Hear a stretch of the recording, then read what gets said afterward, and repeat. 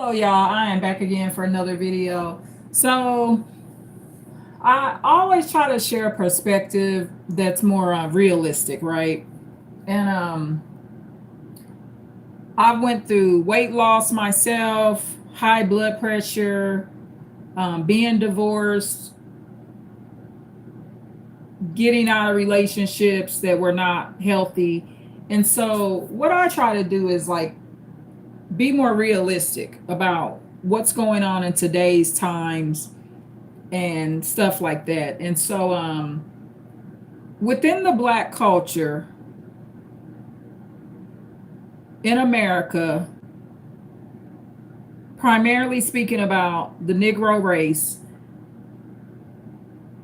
African Americans,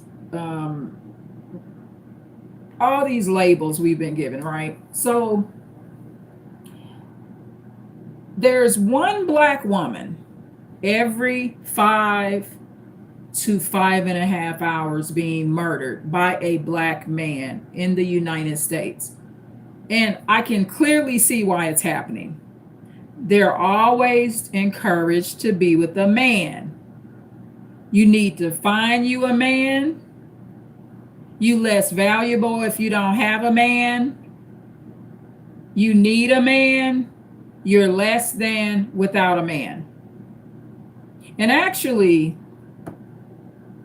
this belief is taught, but in actuality, these same women claim they believe in a God, right? And it's really disturbing. Okay, so I'm gonna try to find the scripture. They claim they believe in a God in heaven, and they claim that they believe in certain aspects of the Bible, right? Which is certain aspects of the Bible is some of the things that the Bible will say. So I'm gonna try to find this scripture. I didn't plan this, y'all, but I know it's in First Corinthians.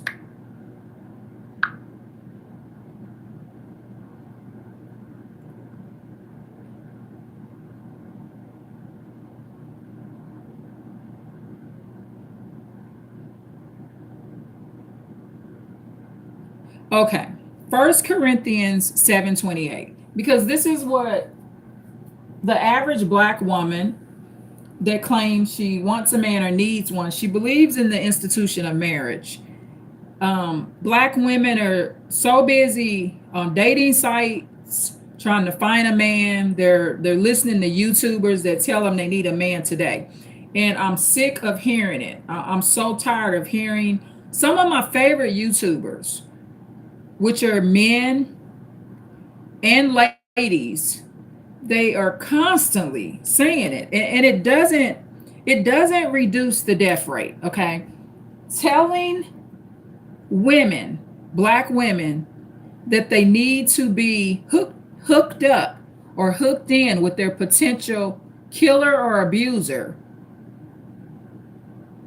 it doesn't help reduce the femicide rate. It just doesn't. So I'm going to read this scripture. So the phrase, he who marries will have trouble, originates from the Apostle Paul's writings in the New Testament, specifically First Corinthians 7:28, which states, but if you do marry, you have not sinned. And if a virgin marries, she has not sinned. Nevertheless, such people will have worldly troubles. And I would spare you that. Now, the Bible that I first read this scripture in words it like this. First Corinthians 7:28.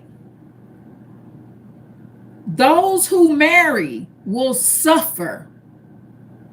And I want to spare you of this. This is how my Bible that I had first read this scripture in stated it. And of course, the man that's gonna marry me, that did marry me to my ex-husband, he doesn't read the scripture to me, right? So I go into a horribly miserable marriage, not knowing this scripture. And I'm going to read it again. 1 Corinthians 7:28. But if you do marry, you have not sinned. However, I'm going to add to this, y'all. The average marriage, whether you believe it or not, is a form of a sin. And the reason it is because you're marrying someone a lot of times that is not in the church or masjid or the mosque or a monastery. These are unbelievers that you're getting ensnared with. So if a virgin marries, she is not sinned. Nevertheless, such people will have worldly troubles. So it's talking about the married people. It's saying these people that marry will have worldly troubles. And I would spare you that. So this is the teaching of Apostle Paul. He's trying to teach you that when you enter into a marriage, you're going to suffer. So more of this needs to be taught. Okay, so worldly troubles. Okay, Paul mentions of troubles. He refers to the pressures and responsibilities of married life, including divided interests and concerns about the affairs of the world. So this is the worldly trouble that Paul was talking about. Apostle Paul, he mentions the troubles refers to the pressures and responsibilities of married life, including divided interests and concerns about the affairs of the world, of this world, not just the world, this world. Okay, the focus on God. In contrast, Paul suggests that the unmarried person has more freedom, listen, to focus on the work of the Lord and to please God with undivided attention. Let me say this again, what Apostle Paul was teaching. This is his reasoning why he said the married would suffer. Paul suggests that the unmarried person has more freedom to focus on the work of the Lord and to please God with undivided attention. Now, that's what I'm doing now as an unmarried woman. When I was a married woman, do you think I was on any channel or platform quoting a scripture? And I was in the church. I was saved and baptized. But I married a man that was not. That's a sin. I committed a sin. I should not have been with that man I married. And that's why I suffered the way I did. But now, fortunately, the suffering is over. So I'm so tired of people, males and ladies, making the number one victim of femicide and homicide in the United States, making them believe, and they're also, Black women are also the number one victim to be in domestic violence relationships. Black women are the number one victims to be incarcerated when it's actually self-defense.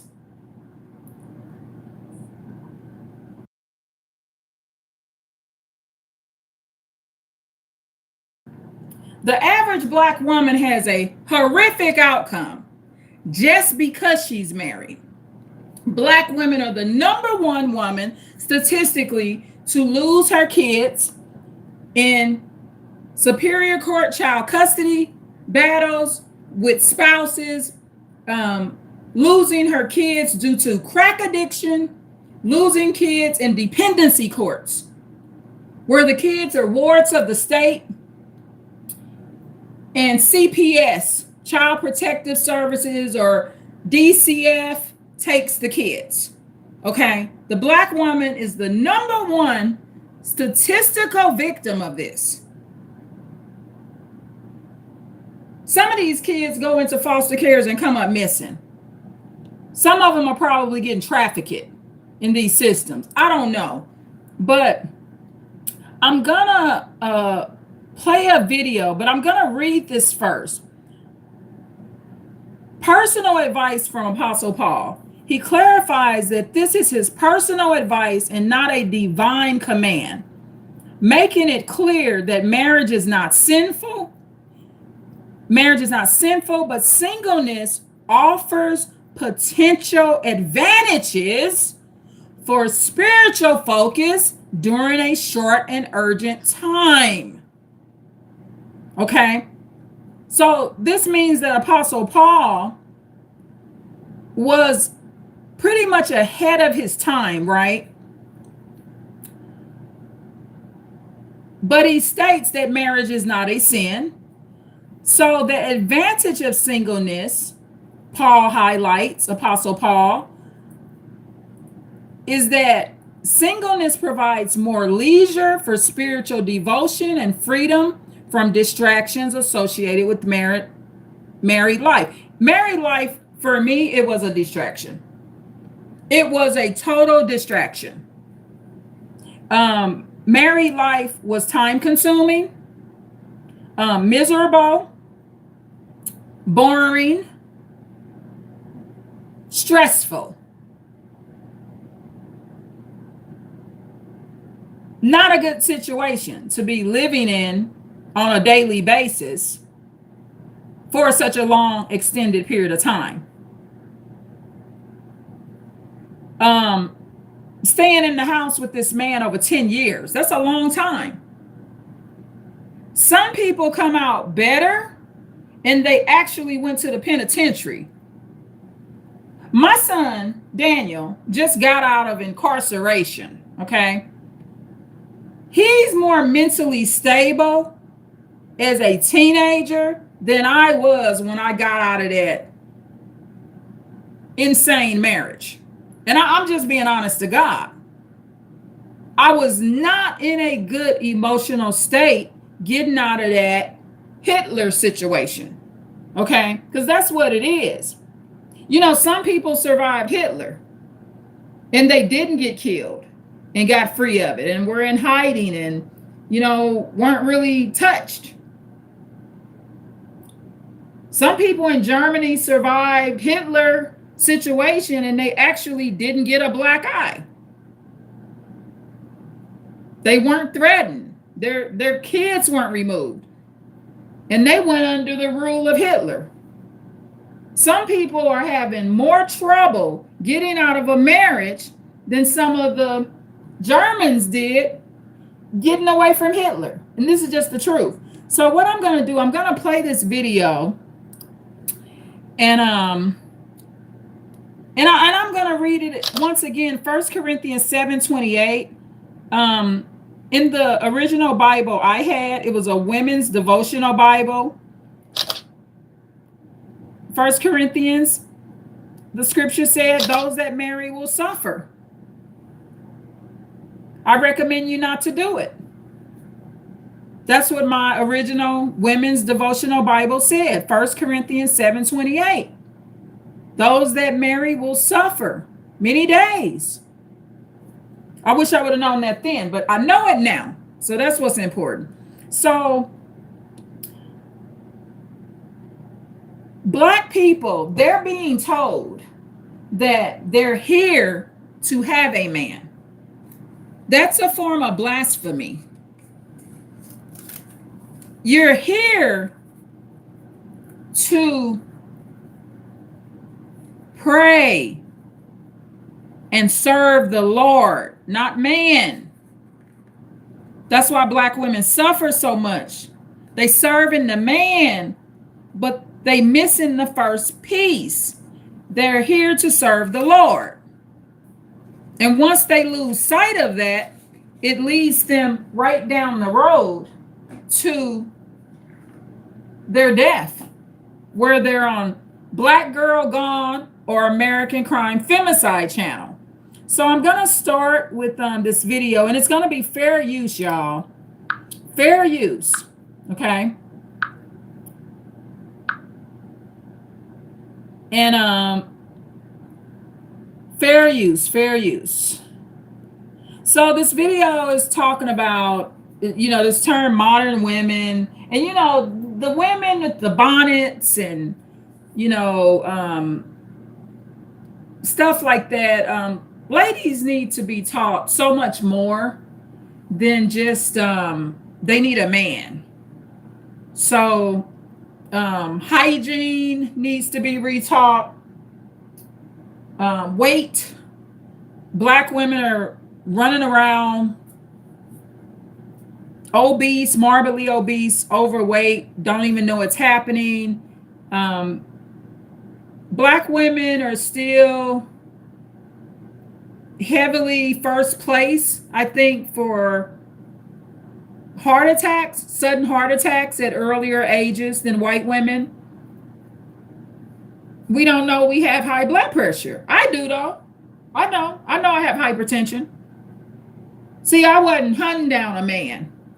I was hunting down the white man at that hospital so he could tell me I got hypertension.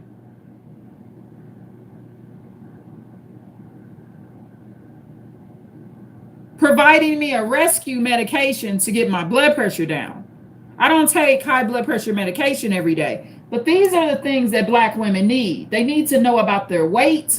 They need to know about their diabetes, their high blood pressure, their alopecia. They need to know why their hair falling out. They need to find out why they are addicted to food and street drugs and prescription drugs. Black women need to work harder to find out why their kids don't like them and how to get their kids to recover and be in a more emotional, better state, especially if the kid wants it too. Black women need to learn how to navigate being closer to other relatives, considering that a family is so much more than just a husband and just kids. So I'm going to play this video, okay? Fair use, y'all.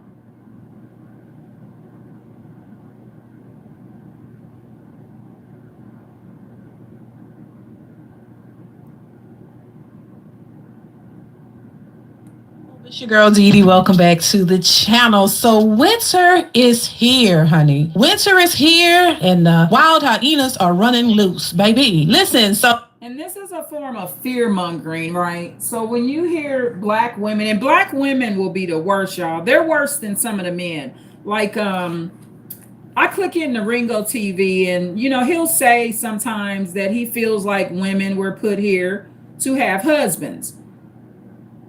He doesn't talk about women bad, calling them hyenas and all that stuff.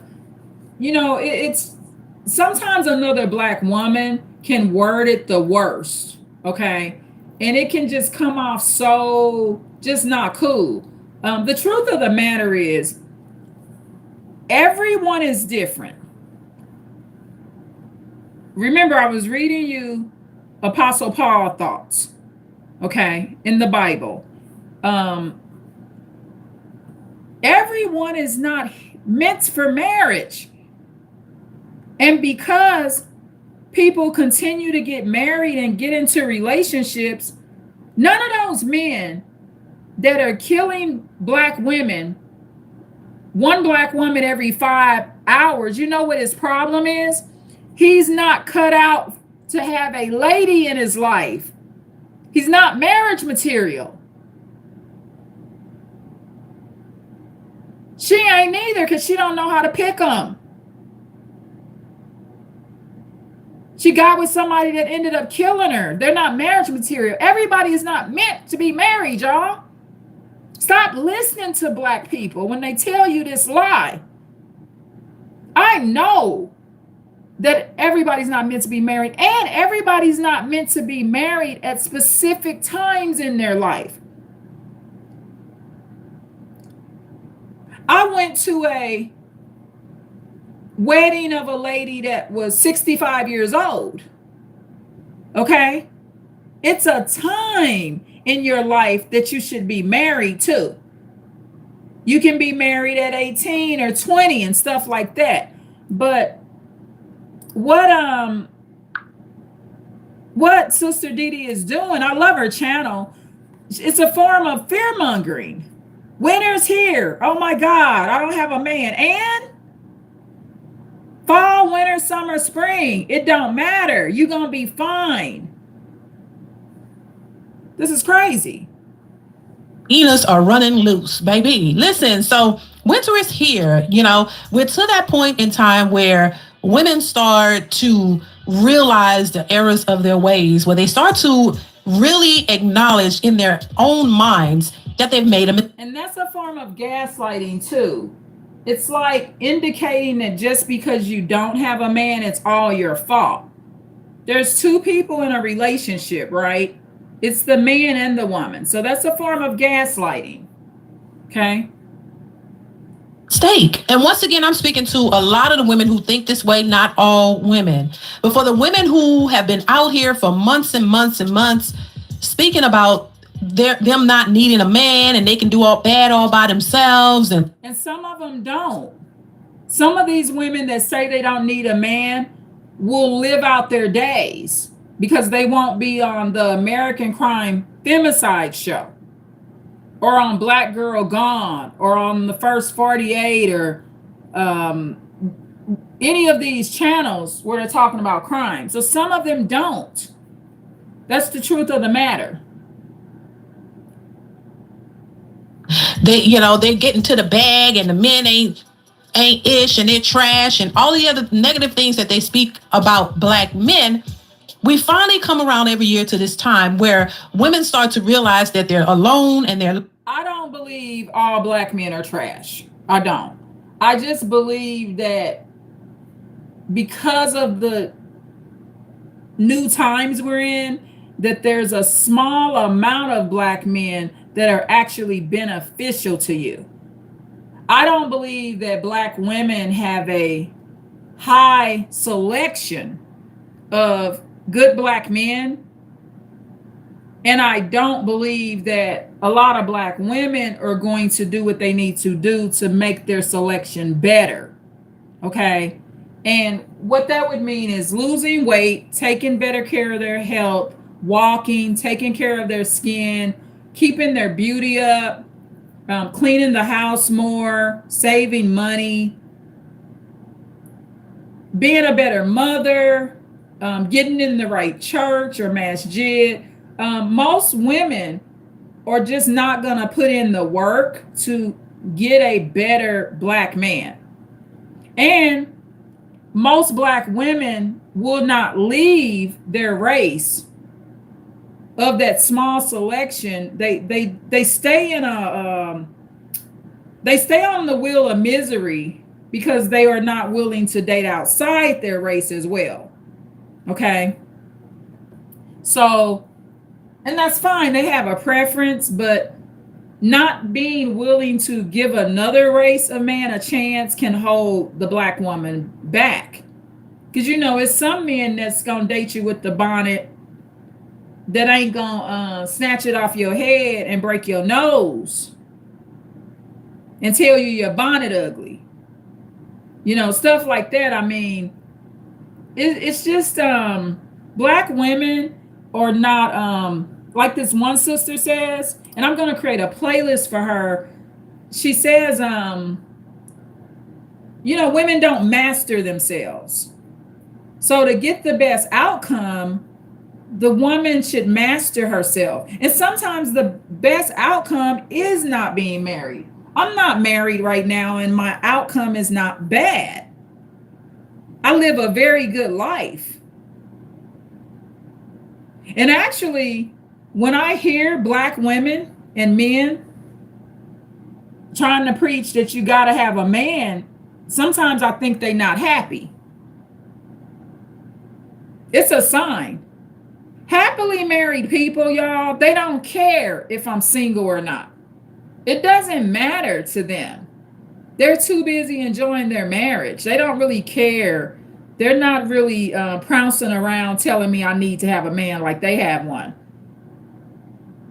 Because even happily married couples understand the work and the struggle that can come along with a marriage. They're realistic. Fair use, y'all. Start to realize that they're alone and they're lonely, and now it's time to find them a cuddle buddy. Their cuddle buddy needs to be the Lord and a good Bible or a Quran.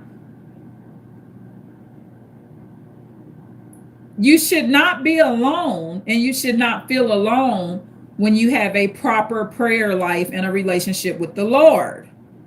I was much more alone while married than I am right now. Because, see, I don't have somebody holding me back. You know, it's bedtime at 9 p.m. or 10 p.m. I'm not in a marital situation where I'm being held back. I can pray all night if I want to. Okay? I can look up scriptures, read the Quran, read the Bible, get online, watch spiritual videos. I can do more than I could when I was in that situation. So, time to find them a cuddle buddy. This is when women start to realize that they actually want a man and may even possibly need a man, but it's... And she shows she's right here on her video. I'll put this in the description box as well. I'll have it there within an hour or two. I gotta go to the store, y'all, too. But she has a black woman with her arms folded with an orange shirt on the table, looking like she like in a prison environment, y'all. No earrings, hair could be in better shape, no pretty girl stuff, no type of makeup, lip gloss. Her skin's pretty, and of course they had to put a chocolate woman here, right? She's overweight. This lady, I would consider her overweight, not morbidly obese, but she's definitely overweight. I understand now that this ain't thick. Okay, this lady's a little overweight. And she's just got her arms folded with her head in her arms, and she's just laying on this wood-looking table looking miserable. This is how she's painting being single, y'all. And she's just looking starry-eyed because she needs a man. So this is what Sister Didi, this is how she presents black women. Because some of them look like this, y'all. She ain't lying. They do look like this. But you know why? Because this woman ain't did her prayers. She's not miserable. And I'm not talking about Sister D. I'm talking about the black woman she's presenting to us. This black woman looks miserable because she's not praying. She's not building a good relationship with the Lord. It has nothing to do with the fact she ain't got a man.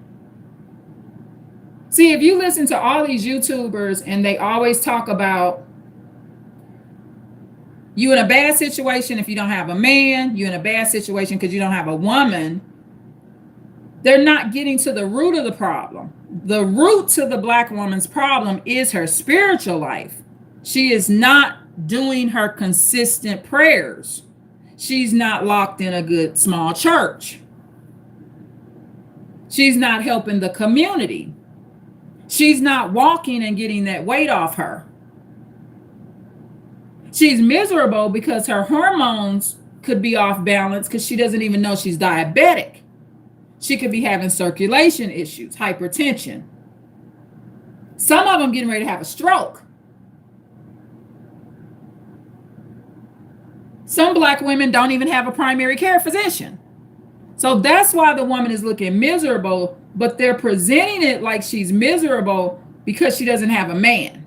Okay, and that's not the case. That's not the root of why she's miserable. When I see a woman like that, if I lay on my table and look miserable like that, or if my son Daniel laid on a table and looked miserable like that, it's because we lacking a relationship with the Lord. That's why. It has nothing to do with, oh, because he is not incarcerated anymore, or I don't have a man. There's no father in the home for him and stuff like that. It has nothing to do with that. It has to do with your spiritual life. That's the truth of the matter. And the black community will not share this with you, but I will. Want a man and may even possibly need a man, But it's something that they will not accept, will not speak out of their mouths because, oh my God, they can't say that out loud because the Bonnet Crew sisterhood community is going to push back on them actually stating that they want a man and might need one. Now she's showing a light-skinned woman that looks miserable.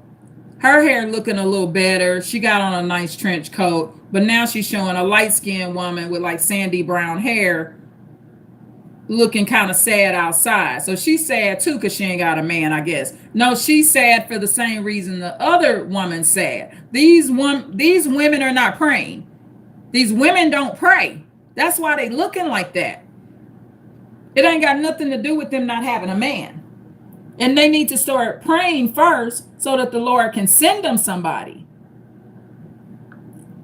So winter is here. This is when women start to go through that emotional roller coaster when families are gathering together around the holiday seasons that we are approaching, where the husbands and the wives. Holidays were created for not always good reasons. Holidays, most holidays are very paganistic.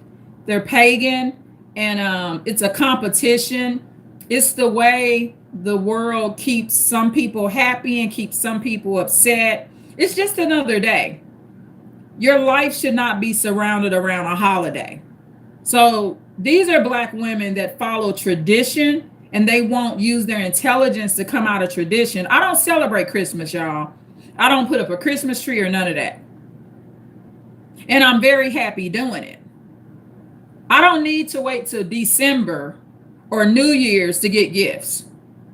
I can buy myself and my family gifts every week. We don't need to wait around for Christmas to do that. It's not truly spiritual. The average holiday that people celebrate, it's not spiritual. It's not doing them any good. It's just another day for them to gain an extra 25 pounds so they could be back depressed again. But Black women, they follow too much what they see on TV and what they see other people do. So Black women are followers. She might become more happier when she stops celebrating Christmas. It may not have anything to do with her not having a man. She might be miserable because she keeps celebrating Christmas, eating 18 dinner rolls, 12 chunks of cornbread, and now she done gained 25 extra pounds or 30 pounds just because it's sad. Where the husbands and the wives, the girlfriends and the boyfriends and the family members all start coming together and start, having a good time as a family. This is where the leftover single Bonnet Crew community start to have. They start. Yeah, in the Bonnet Crew community, they have issues. And I'm saying it the way Dee Dee is. The Bonnet Crew community, they have issues because of their spiritual life. That's the bottom line. And also, these people in Black culture, whether it be Dee Dee or male YouTubers or anyone, they present a family one way. Many years ago in elementary school, there was this event, and it was a family-oriented event. It was culture night or something. Culture night. So it was to celebrate different cultures. So there was tables set up, and they did a little acting skit on what a family is, right? And they showed this family has a aunt, uncle, and niece that they're taking care of. This family comes with the grandma and the grandkids. That's all that's in the house. This family has a mom, dad, and the kids. This family has adopted parents. This family lives in a foster home. This family, there's just a woman and a dog. This family, there's a woman, man, and a bird. This family, two sisters roommate together. This family, cousins roommate together. They had like over 15 dynamics of a family. I learned a lot from that culture event. It was culture night, and I'll never forget that because what it did, it made people understand to embrace their family and not compare your family to another family. So my family, I have myself and two other relatives that live with me, and one relative is moved out. It's not a family because one son moved out. There's still two sons here. Okay, so even though my family within the household can seem to be shrinking because one person has moved out, before Daniel came back home, there was just two of us here, myself and my firstborn son, Isaiah. It's a family. It's still a family when it's just me and Isaiah. It's still a family when Daniel comes back home and it's me, Isaiah, and Daniel. It's always a family, even though Elijah is moved out. Elijah's not welcomed in my residence anymore, but it don't change the fact that he's still family as well. Elijah is still my biological son. I just have to set boundaries with him. So families, if my all my sons move out and they get married, or one of them gets married and one of them doesn't, if I decide to roommate with a coworker, that's a family. You know, culture night talked about people roommating too that were not blood related, that adopted one another as family as well. It gave over 15 different scenarios of what a family is. It even, hey, people may not like it, you know, with the LGBTQ community. It even showed two women that were lesbians that adopted. They showed and presented a family as being a gay couple too. That's considered a family. Because when that child goes to school, they say, who's your parents? And they say, this lady and this lady. They both my mothers. One is considered my father, one is considered my mother, however way they word it. They showed that families are not just a mother and father and kids. It's much more than that. I just gave you the example. So keep that in mind. But Black culture, they always present a family in this one light. And what it does, it can bring depression to other people. Okay. Especially Black women. She got one Black woman on here look like she crying or something. It's crazy. Why they always gotta put, why wouldn't a woman breaking down crying and stuff, they always gotta make her dark skin or a chocolate sister? Most of the chocolate sisters I know are like super happy and smiling.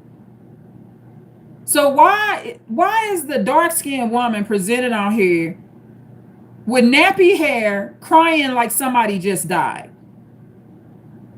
That's not how I envision the dark complected women that are chocolate that I'm around. Actually, the chocolate women I know, they are married. What is this? It's just the way they present people. And then the light-skinned woman is out in the outside with a trench coat. I guess since she light-skinned, she could afford a trench coat and go to the beauty shop. This is crazy. How I pay attention to how they present the color dynamics too, in some of these videos. It's just not right.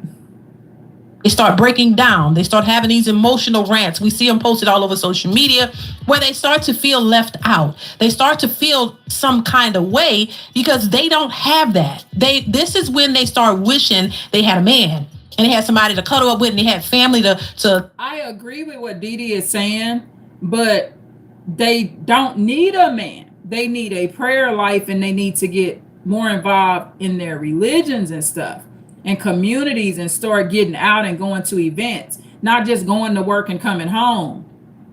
That's what the real source of the issue is. The Black women may blame shift and they may say they're in that state of mind because they don't have a man. But the truth of the matter is they're in that state of mind because of their spiritual life. And Dee Dee is not going to teach you this on this video. And that's very dangerous. Because, I mean, her concern is not the femicide rate of women. To commence with, they had a man there and a family and all the traditions that families come together for. When you don't have that, that's when you start looking around feeling some kind of way. And remember what families come together for. Remember, I gave you the many examples of what a family is. It's not just the mom, dad, and kids. There's many dynamics of a family. But I'm gonna need for you to keep that same energy. Hey, you don't need a man, you boss chick. This is where all your girlfriends start isolating themselves. They start trying to find somebody to get with to have some, semblance of a relationship in a family unit. And you can have a family unit without having a man. It goes back to culture night, right? I don't have a man, but my family is still here. I still have my friends. You know what I've learned through being divorced and not even having a boyfriend right now? One of the things I've learned is that where do I find the time for this, right? I do know this. For me, in order for me to have a fluent and functional relationship ever again, the man, he almost has to live with me, right? Because boyfriends outside of the home, that just doesn't work. But I find that it's so much to do. I never meet a man that encourages what I do. I never, and I said this on another video, they just don't encourage it.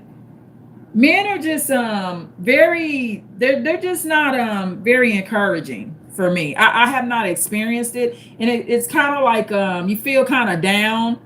And then a lot of times with men, you can kind of sense they don't want you doing it.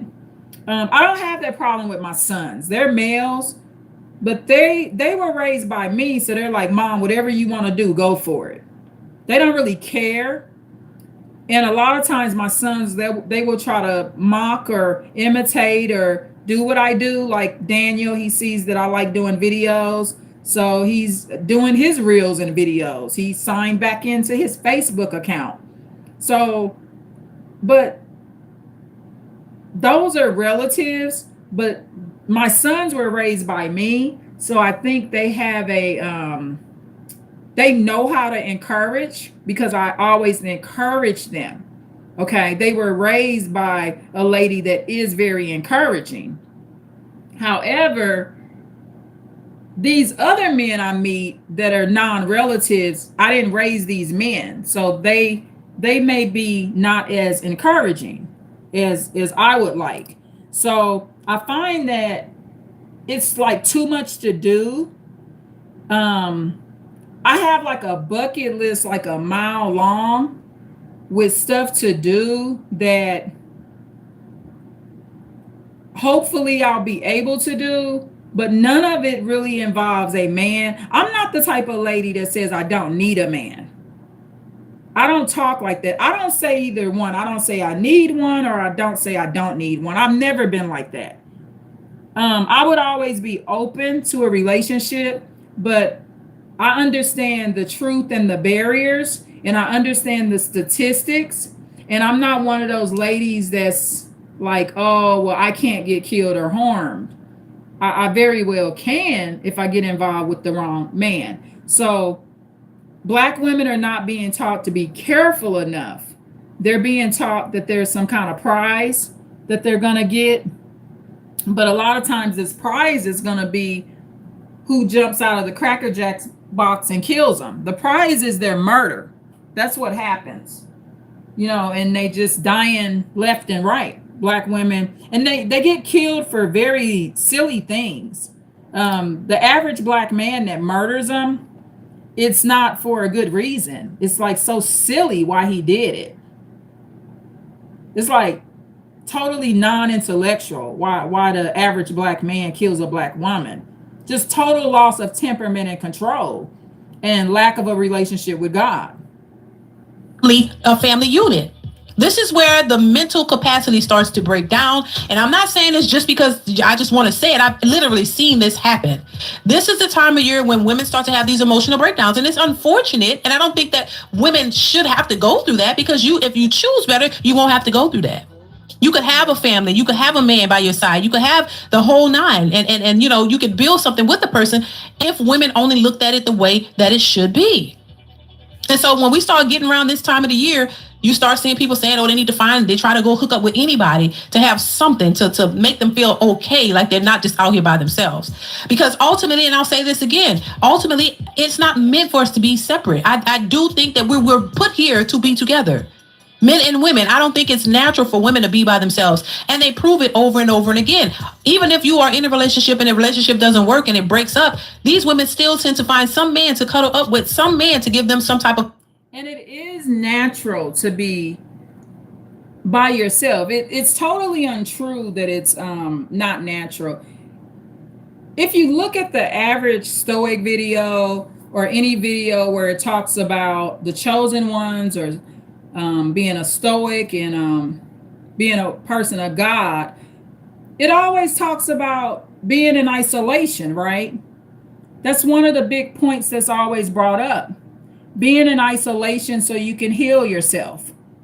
It's always brought up. It's natural for some people to be alone because a lot of people do not like other people. Now, when I say alone, I mean like without people living with them. I don't think it's healthy to not be involved with other people.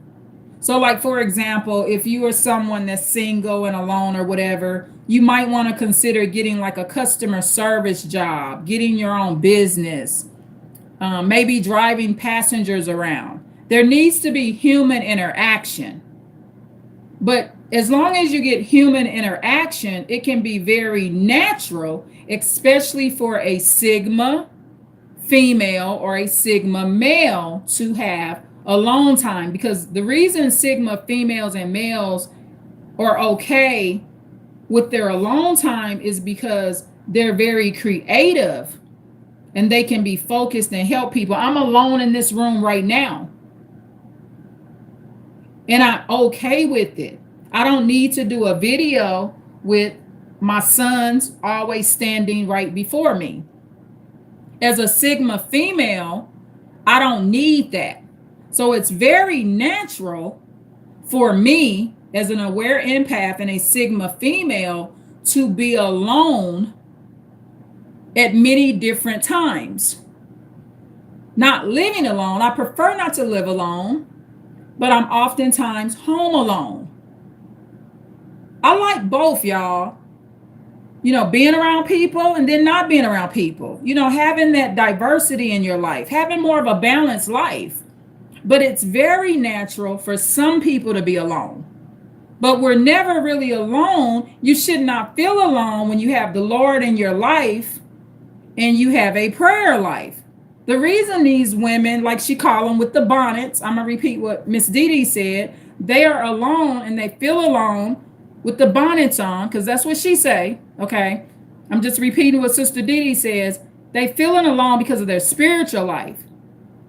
And there's none of these Black women are ministering to these women. So that's where the problem, it's an ongoing breeding problem, because they need to get their spiritual life together, then get a man, so they can stop picking men that's gonna beat them down, bring them in domestic violence relationships. Now they kill the kids too. I get the wrong man in here, he could unalive me and both my sons. Just move us all right out to the morgue. You think I want that for my life? No. These women still tend to find some man to cuddle up with, some man to give them some type of emotional attention. They still have some type of emotional attachment to some man, even if it's not their own. And so this is why I say, listen, I think women minimize. And I think that's healthy to have. I think it's okay to have an emotional attachment with males, whether it be your pastor, your sons, your uncles, cousins. That's healthy. Your customers at work. I mean, being not married doesn't mean you don't have a connection with males. My favorite YouTubers, I'll be listening to Ringo TV. Like Ringo TV, he was just saying on a video yesterday, women were put here to have a man. I wouldn't have been able to watch him the way I watch him now. My ex-husband would have been like, it's 9 p.m., it's 10 p.m. I'm so glad I'm not in that marriage. Putting me to bed like I'm one of his kids, y'all. I don't have to live like that no more. I mean, I'm free of jail. I was always kind of like a little nighthawk in a way, but when I got married, it was just this schedule that just can't be broken, right? Yeah, it didn't fit my needs. I love the freedom of being single and just the freedom of it. It's a lot of freedom that is within it that I don't know if I want to give up. I would have to marry a very free-spirited man. My future husband, he can't be like a jealous man. He has to be a trusting man. Like I would need a man that's more very laid back. Very laid back. I don't need no alpha male control freak, some atheist unbeliever, some old mean looking creature. I don't need none of that in my life. And so this is why I say, listen, I think women minimize how important men are. Women minimize what men bring to the table because I don't minimize what men are. I think men are very powerful in your life, but I don't think they always have to come in marriage. You got a family filled with men, right? Cousins, sons, neighbors, co-workers. I just don't think the male energy can come through your attorney.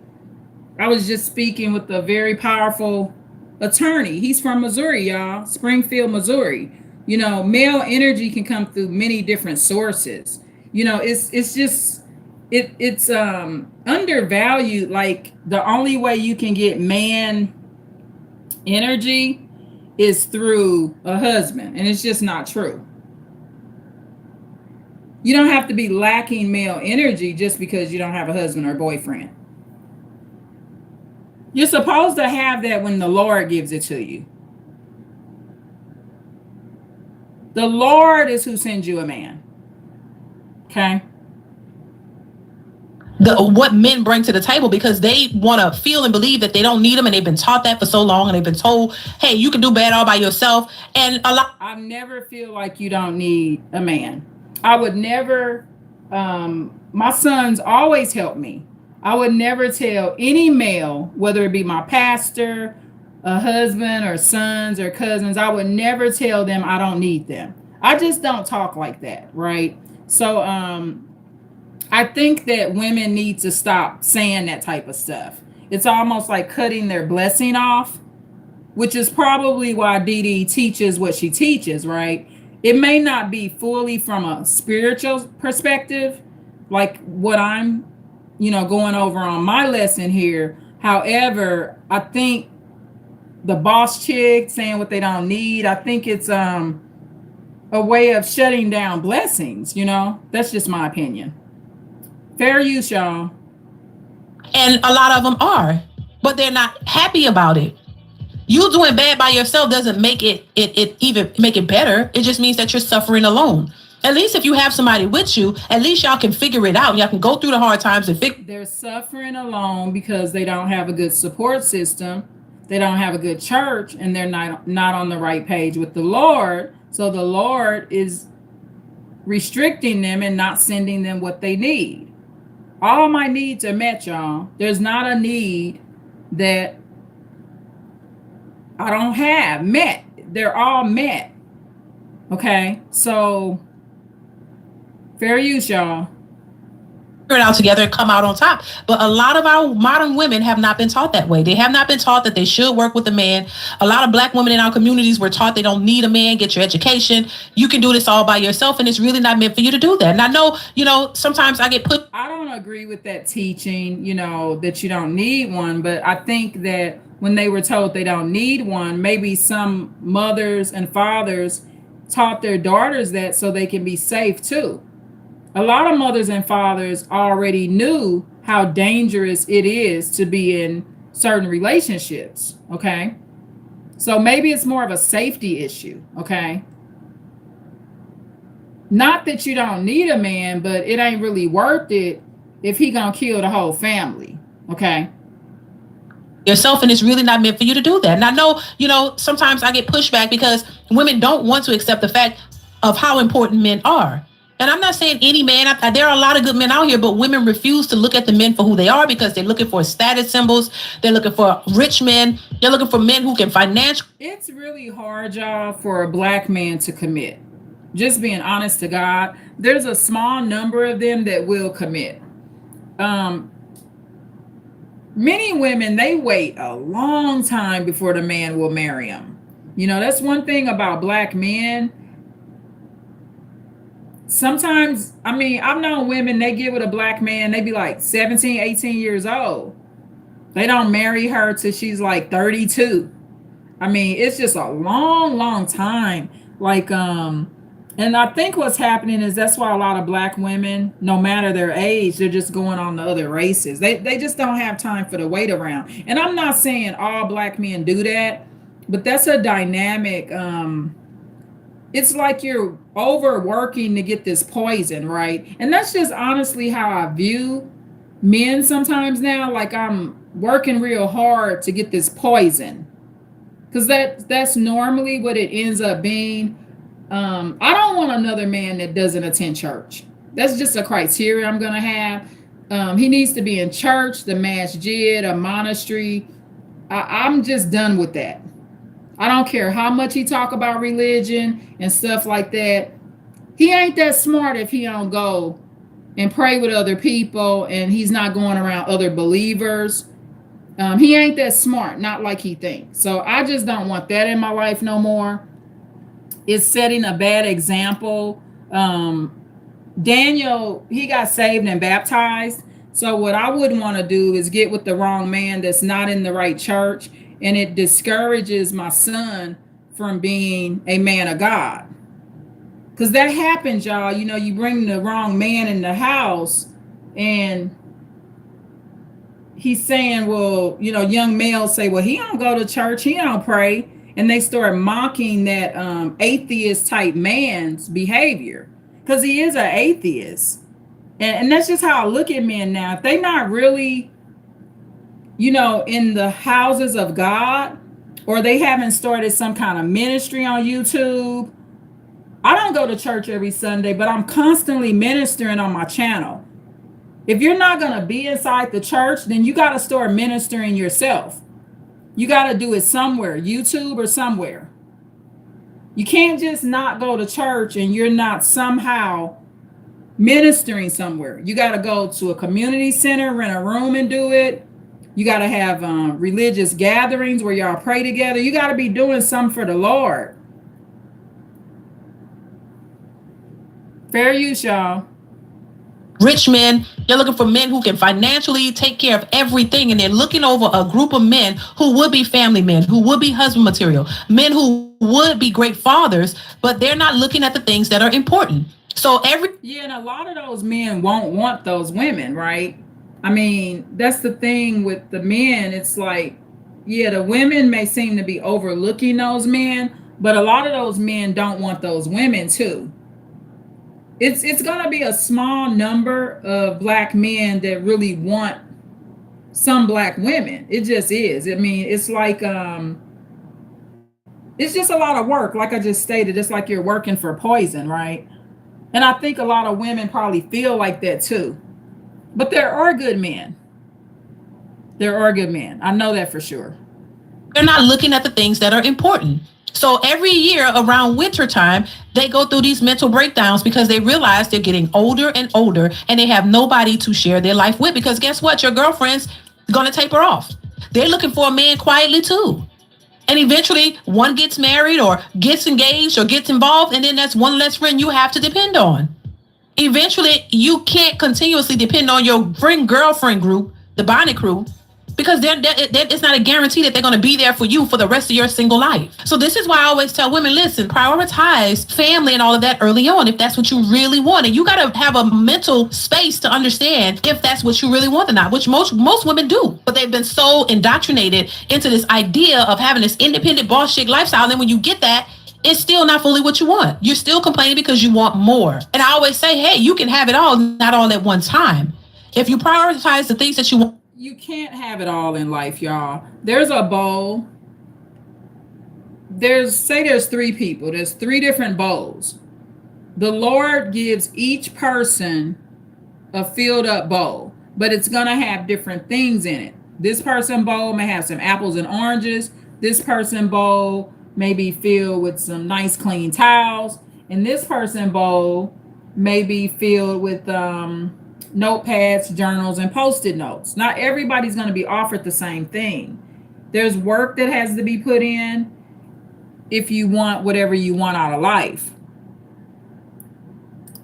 At all, not all at one time. If you prioritize the things that you want the most, and the most detrimental to me would be family, husband, and kids, because once you have that established. What's the most detrimental is not husband and kids, y'all. Especially not kids, because these are financial drainers. And this is something I wasn't taught early in life, how financially draining kids can be. Going through custody battles, men and women go through those. They pay child support amounts. It takes a lot of your money away. So it can drain you too. I mean, if you get a husband or wife that financially provides, it can work out. I'm glad I have my children. I don't regret my children at all. But it's financially draining because you have to have the money for a family, right? So, and it's financially draining even if it's a mother and father in the home. Families are expensive, okay? It's because once you have that established, you have it. It's not going anywhere. And you can always pursue a career and all of those things while you have your husband and your family, just like every other group of people have been able to do for years and still doing it. But for some reason in the Black community, they have a hard time building a family and having careers. I know doctors, lawyers who are because Black men and women don't get along, y'all. That's why they be killing each other. The Black women be killing the men too. Black men and women do not get along. They too mouthy, okay? They were married in college. And then they pursued their careers and now they're thriving and they have a family and they're living their lives. I don't understand. I've said this several times. It's very mind-boggling to me that you can't prioritize family and career if that's what you want. If that's the agreement within your relationship, I don't see why that's such a hard thing to establish when it comes to Black women. It's almost like they're saying one or the other, and you go after that career first, and then when you're ready for family, it's difficult for you to attain because you wasted the time period for that. I like to say again, I am an example of that. We started our family young, and the careers and stuff did it along the way. I have a bachelor's degree. I don't tout that because it's not the most important. And honestly, if I could go back, I wouldn't have even done it. But it was something that I had to do. Once again, being raised by a single mother, being raised in that community of women who tell you, hey, you're nothing special unless you have a degree. And I'm not knocking it, because if you need to do that in order to provide for yourself, I get it. But what I'm saying is there's a way to go about this that everyone else have been able to do, except for when it comes to the Black community. It's a big issue. It's a problem. It's like, oh, I focus on my career. I don't want a man. And then when you get 30s, 40s, now you want one, and you're finding it difficult to get and attract the type of man that you actually would want. And I think this stems from women not wanting to settle. They don't want to settle when they're young. They think they could get more, and they don't want to settle when they're older because they think they could get more. But what you end up doing is settling anyway, settling to be by yourself, because what you want either doesn't exist or they don't want you. What you want gotta want you. And you waste a whole lot of time thinking that you could do way better than what you actually get, not realizing that you grow as the years go on. Doesn't get worse, it gets better. You build and you grow. You still do the same thing that you do by yourself when you have a spouse. So I just think, once again, women have been lied to and have been sold a bunch of lies, and it set them up for the okie doke. And this is why we have winter. When winter is here, a lot of these women have mental breakdowns. Around the house, when you're supposed to be festive and having a good time with your family and enjoying the hard work that you put in, the time that you put in to build a life for yourself and your family, this is where you get to enjoy it. You get to enjoy family, good food, and look around and see what you've accomplished by looking at your kids, looking at your husbands and your wives and your family members, and you enjoy the things that you built, and you have someone to share it with. These are some of my favorite times of the year. I love the holiday times. I love Thanksgiving and Christmas. I love it because I get to cook. My children cook with me. They help out, and we all do it together. I remember when they were little, it would just be me in a kitchen, and my husband would be, go get all the things that we need, and I'm cooking. But now they're old enough to help, and we all share an experience, and they love it. They love it, and now they've become accustomed to this tradition, and they love it. They love the food. They love to be able to sit around, watch movies. And even though we're chilling, they love that because this is an experience that they're going to have as they get older, and they're going to want to replicate it. They're going to want to do the same thing. And this is what it's all about at the end of the day. No matter what you go through, no matter how much money you make, no matter how successful you are, family is the most important. That's one thing I've learned. No matter where you are financially, as long as you have your family intact. You said to call if things got messy. This is going to be a big murder case. You're asking for my help. I can't with you. You said as long as I brought it up to Jazz, I would make partner. It's like they're watching me. I won't let you down. There's no secret that you crave these messy criminals. She is making a huge mistake.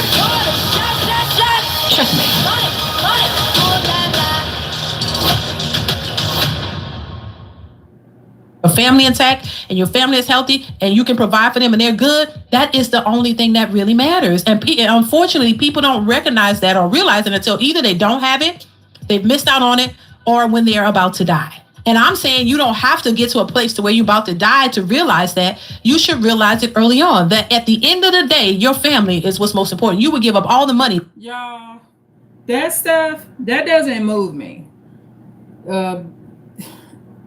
Talking about when I'm going to die, I do not care, y'all. Like, that's more fear mongering. And Sister Dee Dee, she won't be the only person that does it. I think, to be honest, she's trying to build families, right? I like to see a Black sister that's in support of family. However, earlier in this video, I went over what I learned at culture night when my sons were in elementary school. See, this is the thing, y'all. When you have family and friends around, you can't be feeling bad about what the Lord gave you. If the Lord didn't give you a husband or a wife and 10 kids, and that's what somebody else got, you got to be grateful that the Lord gave you a sister. My grandmother's nieces, right now to this day, they still roommate in a house together. They live in St. Louis, Missouri right now. 2 sisters roommate in the same house and have been doing so for years. They're very gentle-spirited, humble people. Now, what if they were comparing themselves to other people? See, the concept of a husband, wife, and kids, it can make people feel ungrateful for their family. You need to be grateful because you're not by yourself. Even if you live alone, be grateful that you interact with people when you go to work. Be grateful that the Lord gave you a business. We got to stop thinking that blessings are just spouses. And that's one of the reasons I'm glad I experienced both sides of life, right? I experienced being married, having a boyfriend, being engaged, and I experienced not being married. See, I've experienced both sides of life. And I found that I'm actually more grateful and more at peace not being married, because you got to know how to marry the right person. Okay, so we got to be grateful for our families. I gotta thank the Lord that we all woke up today in this house. I can't be worried about. I gotta text Daniel, y'all, this grocery store list. I cannot be worried about um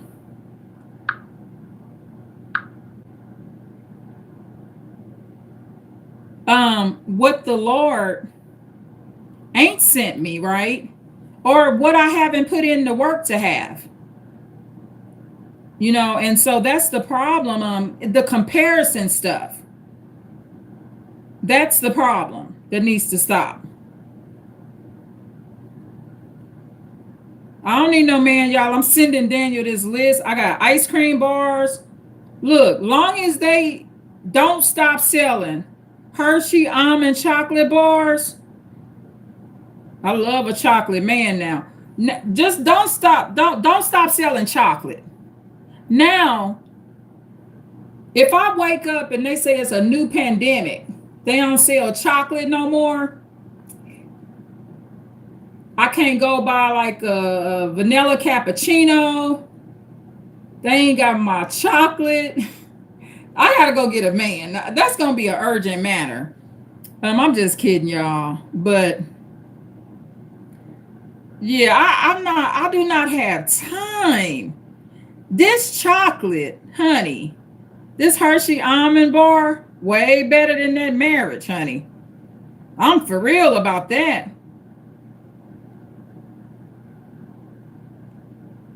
Because I taste this. I didn't taste that man. I wasn't doing all that to him. I ain't like him like that. Don't marry a man you're not really attracted to, y'all. Don't do that to yourself. Marry you somebody that you want to treat like a Hershey almond bar, y'all. But yeah, that's what I'm worried about. I'm worried about my chocolate today, and I don't eat this every day, y'all. I'm not.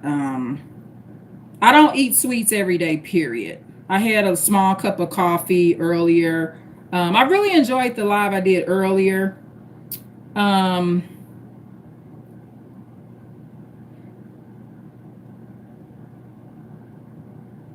Yeah, but that's what I'm worried about. I'm very, one of the things about me that I want you to learn, I think what I'm trying to teach you, y'all, is or encourage. You know what? I'm gonna tell you this about myself. This is one of the things that I love about myself, right? I'm very, very grateful for what the Lord gives me. That's the key, gratefulness. I woke up in a big place. I was displaced before, y'all. I lived in my SUV. I lived in my vehicle. Even though one person has moved out, it's not really perfect with my son Elijah that's moved out. But hey, I'm grateful that he ain't here starting mess. I'm grateful when they arrest him, he ain't in my crib doing it. I'm very grateful. I'm grateful for the air. I got this wind fan, and I know how to make the wind fan where it points towards the ceiling. It literally feels like an air conditioner in here, y'all. I'm so comfortable. It's like sometimes you be scared to get married because I don't want to be uncomfortable. I might meet some man that like it hot in the freaking room and he come in here and cut my fan off. My man gotta like air, y'all. That's one of the things I'm gonna say about my ex-boyfriend. Me and him both had in common. We loved our air. You just as well call us the little white people couple. Because we loved our air, So because back in the day, it was always presented like white people like the cold and black people, we don't like it that cold. That ain't true. I love this room. It's just so cool and I feel so free and stuff like that. So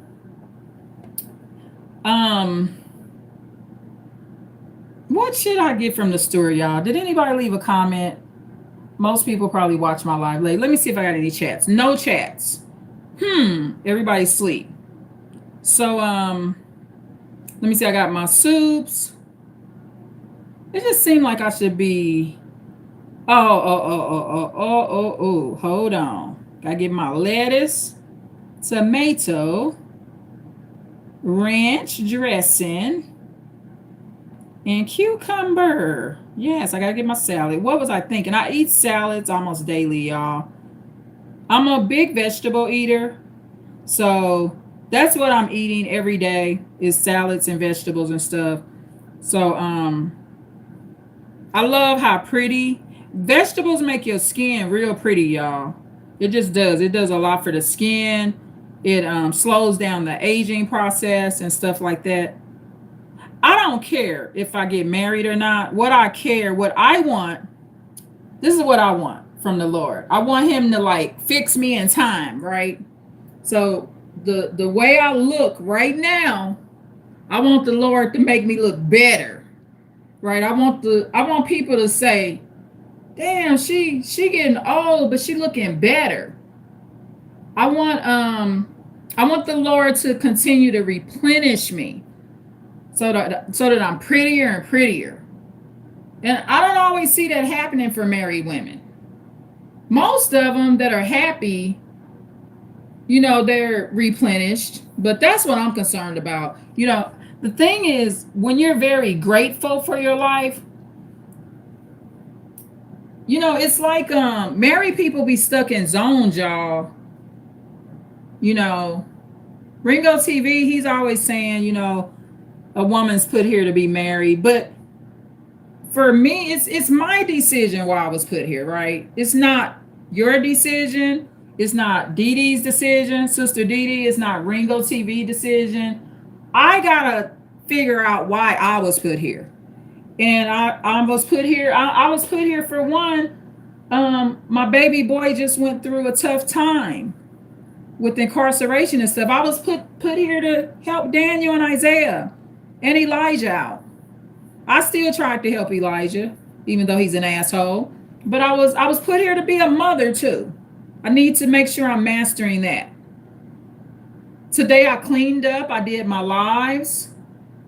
There's this one scripture that Isaiah gave me today.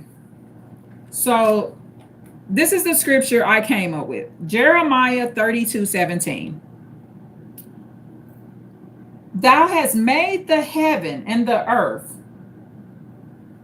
by thy great power and stretched out arm, and there is nothing too hard for thee. So basically, there's nothing too hard for God. And then Isaiah recommended this scripture, Luke 6:37. And Isaiah don't even go to church every Sunday, y'all. He goes, but not every Sunday. He goes when I be like, come on, Isaiah, it's time for church now. Okay, so Isaiah says, do not judge. So Luke 6:37. I want to thank the Lord for my son Isaiah for recommending this scripture to me. Luke 6:37. Do not judge, and you will not be judged. Do not condemn, and you will not be condemned. Forgive, and you will be forgiven. So it says that this verse emphasizes themes of non-judgment, forgiveness, and mercy. It suggests that how one treats others, particularly in terms of judgment and condemnation, will be reflected back in their own life. And you know what? When someone says, that scripture is pretty powerful, Luke 6:37, because when someone says, I was put here to be married, I was put here for a man, and hello, Fluttershy, how are you doing, baby girl? Thanks for tuning in. I missed you. So Fluttershy, you need to hear this. Hear it while you're young. I don't know what your parents teach you, but I don't believe we're always put here to be married. Okay? But if you want to be married to a man, Fluttershy, and I'm going to recommend you be married to a man, okay? If you want to be, if that's what you want to be, then that's what you want to be when you grow up. I'm very happy in my situation, not being that way. So Fluttershy, baby girl, I'm going to read this Bible scripture to you, right? Luke 6:37. So you know about the Bible, right, baby girl? Luke chapter 6, verse 37 says, do not judge, and you will not be judged. Do not condemn, and you will not be condemned. Forgive and you will be forgiven. Luke 6:37. Hold on, y'all. This is Daniel. Hello? Wait a minute. Hold on 1 second, Daniel. Hold on.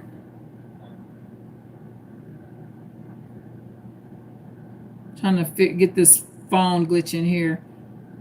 It's like glitching out. Okay. So what did you say? How many tomatoes did you want? I want 3 Roma tomatoes. Okay, I got 3. Lettuce. Yep, I got the lettuce. Get the fresh bag. Get the lettuce that's back behind there. Yeah, I did. I got that. I got a big bag. Ranch dressing. The Hidden Valley, Yep. the small one. Get like the medium. Not the itty bitty one. The one over the small one. Not that great big one though. And then a cucumber. Yep, I got that already. Ice cream bars. Yep, I'm gonna get that. The chocolate and vanilla. Get those last. And then the Hershey almond bars for Reese's and yeah.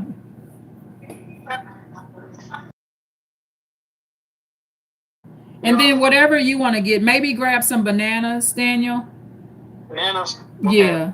Say hi to Fluttershy on the live. Oh, hello, Fluttershy. How you doing? No, not Cluttershy, Fluttershy with the F. Fluttershy. Oh, hello, Fluttershy. How you doing? I'm doing good too. Oh yeah. Yeah. Her name is also Baby Saja.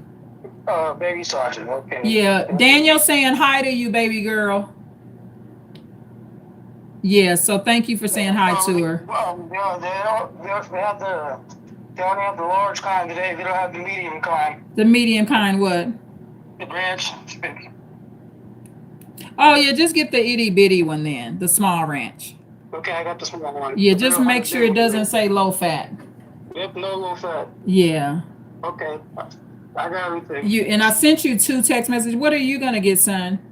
Hot fries and the Hostess cupcakes. Okay, and then I've been having a craving for Ruffled chips. No, I'm not ending the live, baby girl. Thank you for saying hi to Daniel as well. So he's just at the store. So yeah. So okay, thank you, Daniel. Make sure you double bag everything, get all the cards, the debit card and everything. And the rewards. You gotta use your rewards. I know. And it's been disappearing, so make sure it shows the savings before you click pay, because it vanishes on you now. And bring the receipt as well. Okay, thank you. Receipt, phone, rewards card, and the debit card. Okay, thank you. Okay, son. Thank you. You're welcome. Goodbye. Goodbye.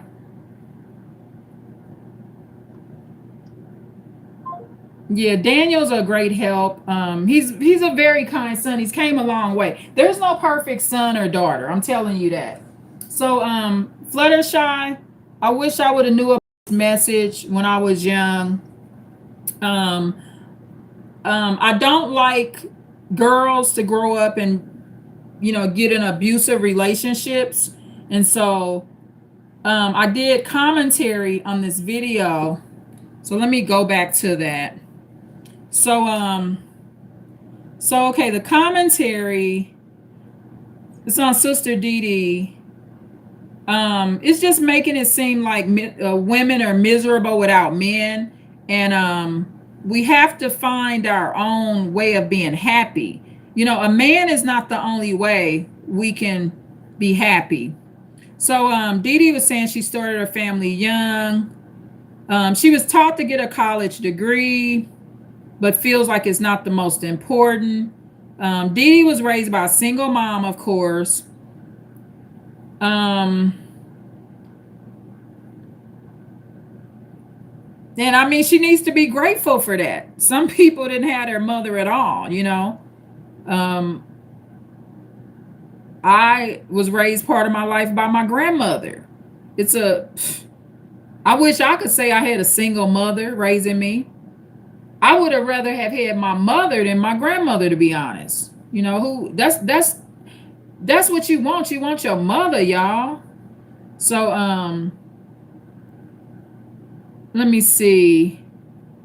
Dee Dee is not in agreement with the teaching that you're nothing without a degree. And I agree with her on that. I definitely agree with her on that. Dee Dee says she's not knocking a degree. but because you need that to provide for yourself.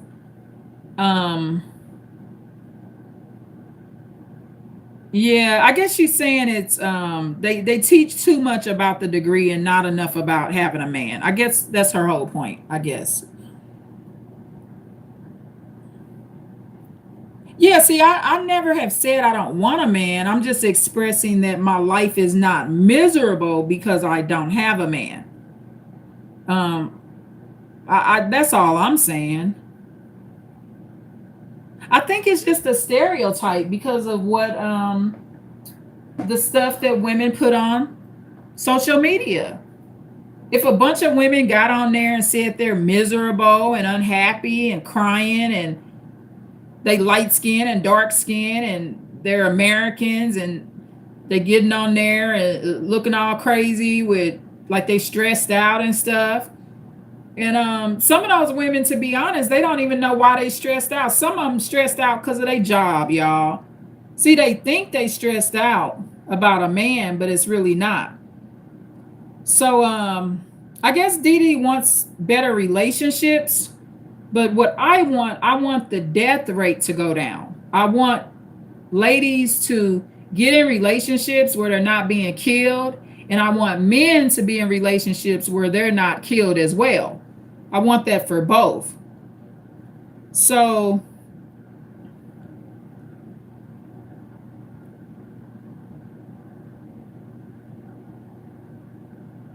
yeah, and it's just painted that single people are just miserable and I'm less because I don't have a man and stuff like that. I just don't agree with that.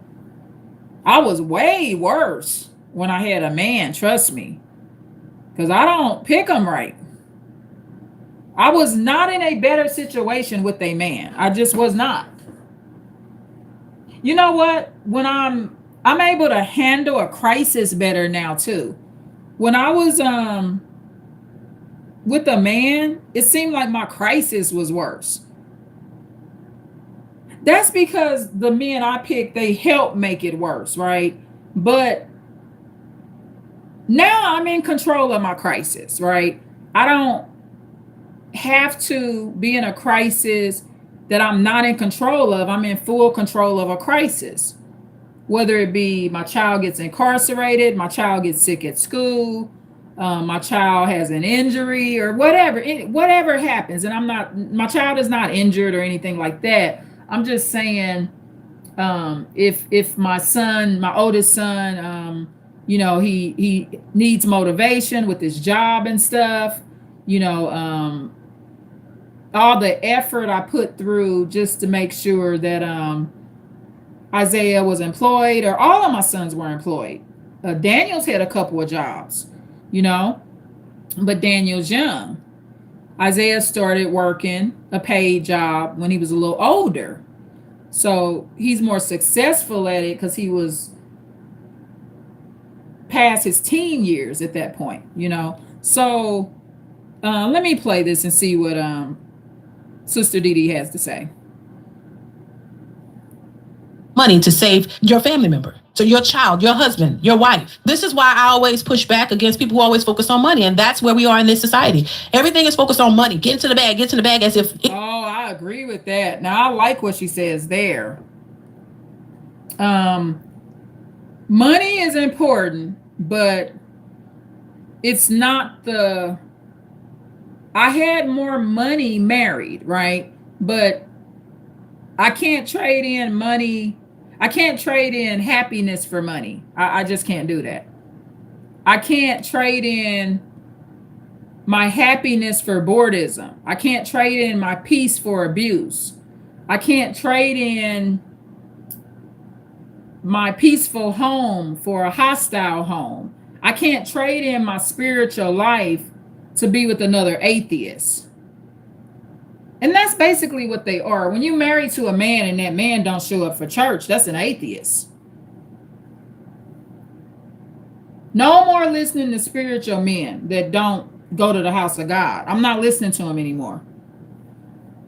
I'm just not listening.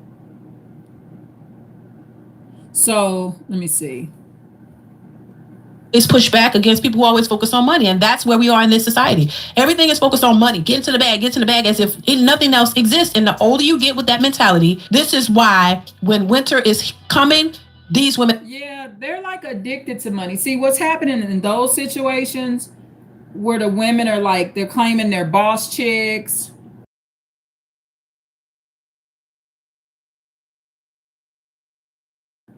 And they gotta have the bag and stuff like that.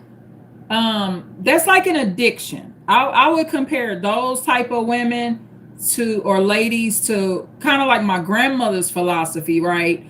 Those are women that are, let's get to the bag. It's just everything about money. A lot of times their kids are not older, and so their kids still need a lot of nurturing, and their families need a lot of nurturing.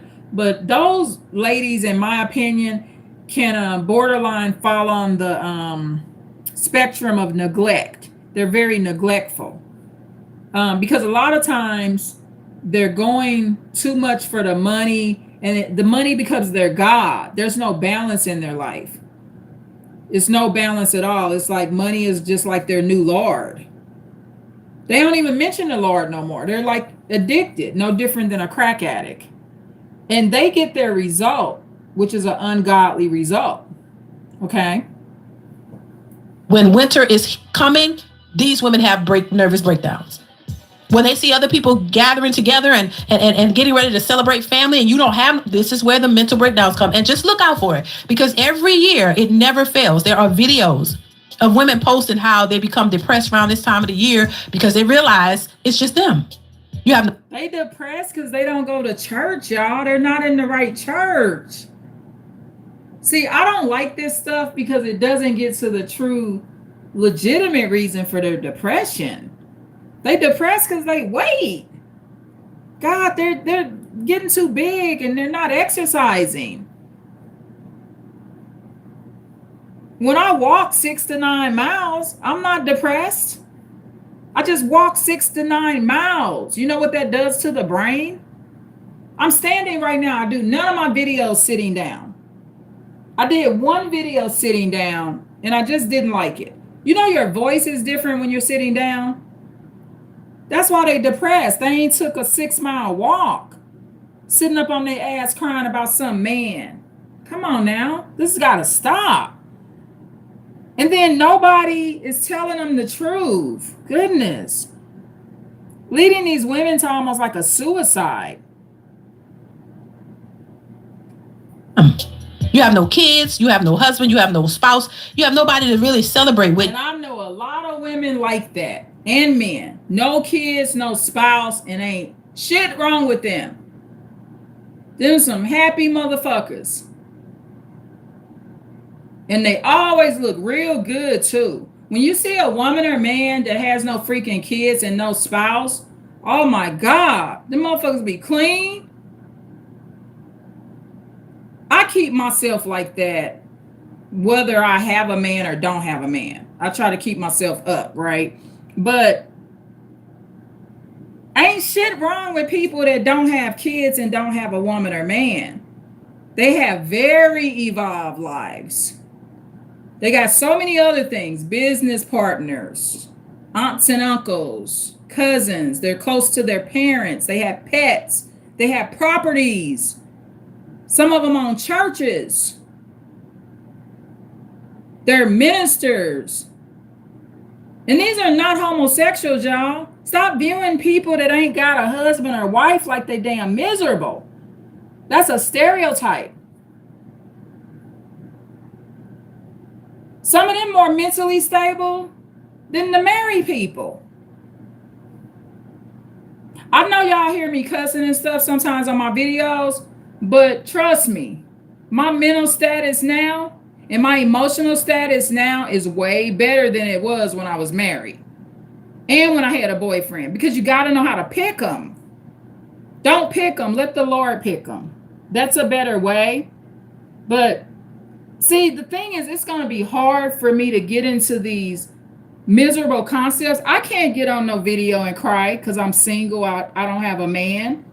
I don't even view myself as single because the Lord loved me so much. I feel the angels around me right now.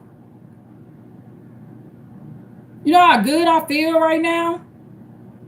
The angels just all around me. This room feel cool. I gotta get this paperwork here. I got this little rug because I'm going through these video ideas. So I got like my little office on this rug, but that's okay. I'll step over it. If I trip and fall, I'll get it up. This room is spotless though. It's just a little pile of paperwork because I'm going through video ideas. I'm trying to organize my video ideas. So yeah, I mean, people are being taught to be miserable.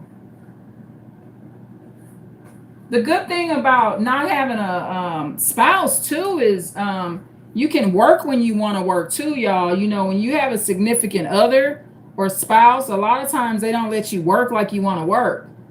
Your new wife might be like, oh, you can't work graveyard shift. I wouldn't care. If I got married and my husband liked to work graveyard shift, I would let him do it. Because I'm not insecure. And I'm not going to give it no cheater type dude. But, you know, the thing is, what I find with the relationships, they're so freaking controlling, y'all. That's one of the things I don't miss about being with a man and living with a man that I'm sexually active with. The fucking control. The motherfuckers are way too fucking controlling for me. And I just don't need that shit in my life. I'm not your motherfucking daughter, Negro. That's the thing, especially with black men. They think you they damn daughter or some shit. They trying to like teach you what your new personality should be and tell you why you acting like this and doing this. I don't need to hear all of that. I know who I am. Like, it's crazy. And then half the time, they ain't even got themselves together. The average black man, I'm like, focus on your freaking self. Figure yourself out, man. And so those are some of like my pet peeves with, and then just lack of boundaries and all kind of stuff. People just cross over your boundaries like right away now. Let me check on my YouTube, baby. Baby Saja? Fluttershy, you here? Or did you go to bed? I know she got school tomorrow, y'all. This gonna be the when this little girl grow up, she gonna be smart, y'all. She might be some kind of like lawyer or something. When you kind of feel lonely around that time. And it's a common thing. I've seen it before. And my thing is this, if that is not what you want, if you want something more, work towards it and work towards yourself in the way that you think so that you can attract the person that you want and you can build a life with that person. And stop thinking that it's all about money and it's all about the superficial things, because it is not. It's really. Oh, you still here, baby girl? Thank you. Yeah, you're learning. I wish I was in your position. I wish that when I was growing up, there was the internet, so I had somebody like me. Oh, yeah. You know why you're quiet? I used to be the same way, Fluttershy. I was a very quiet, very sweet little girl. But you know what I was doing the whole time? I was thinking, and my brain was evolving, and the Lord was getting my brain ready for me to be a lady. Yeah, quietness is good because you're listening. Yeah, you're listening. You can't learn anything when you're talking too much. But you're not overly quiet because you're very engaged with the live. You're always interacting. So you're balanced out. You're very balanced out. Really not, y'all. And I really want people, especially women, who think that it's all about the money and all this. No, it's not. It's about way more than that. And I think once women understand that and get to a point where they realize what's really important, they'll start picking better men and they'll be able to get married. They'll start. The Lord picks your man. That's the problem. See, black culture, they teach that you pick your man. No, you don't. The Lord picks it. Yeah, black women and ladies, they pick their men, but that's why they get killed. 1 every 5 hours is getting killed. And so it's because they're picking the man, right? No, you don't do that. The Lord picks the man. You know what I did, Fluttershy, earlier when you were on the live earlier? Let me tell you what I did and how grateful I am for you, right? There was this comment where somebody put wacky or wacky or something. They said it was only like 15 minutes in the video. And so you know what I did? I didn't respond to the comment. That was the live that you were on earlier about the technology gaslighting issues that I did. And I did go ahead and name that live that, right? But you know what I did, Fluttershy? That's why I love kids, y'all. Kids bring out the best in you. I chose not to reply to that evil person's comment. For one, they said it's wacky. You only been in the live 15 minutes. That was almost an hour and a half live. So something told me, I said, you know what? I'm not going to say anything to the person, because what if my baby girl, my YouTube baby, comes in my live? What if she comes in my live? And, you know, so what it did, it made me better myself. Because and you know what happened? Within minutes, my YouTube baby, Fluttershy, also known as Baby Saja, showed up. But that wasn't nothing but intuition in the Lord. That's why I tell y'all my intuition is almost 99.9% accurate. My intuition is almost like DNA, y'all. It's pretty accurate. Because when that thought went in my head, the angel's telling me, ignore them.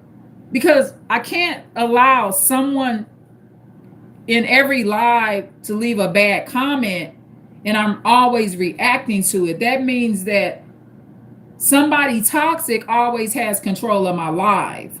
And that's not advanced, right? So I chose to ignore it. Next thing I know, baby girl showed up. This was a live I did earlier this afternoon, today. It's Tuesday, September 23rd. But I did that live around like 3 p.m. or something like that. Right now it's 10:07 Pacific Standard Time on the West Coast. So it's 10:07 p.m. Tuesday, September 23rd. Fluttershy, what's the time and day where you're at? Because Fluttershy is out of the country. So what's the date and time where you're at? Is it Tuesday there too? Baby girl? Because you know, in other countries and stuff, sometimes it's a different time.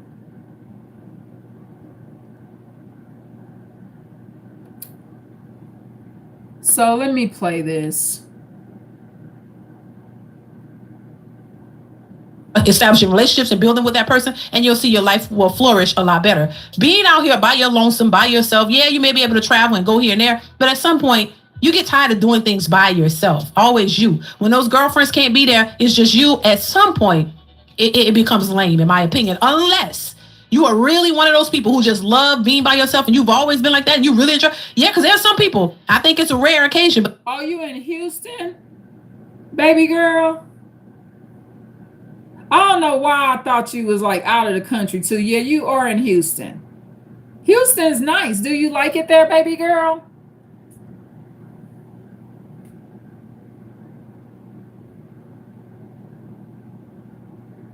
I was in Texas a couple of years ago. I sure was.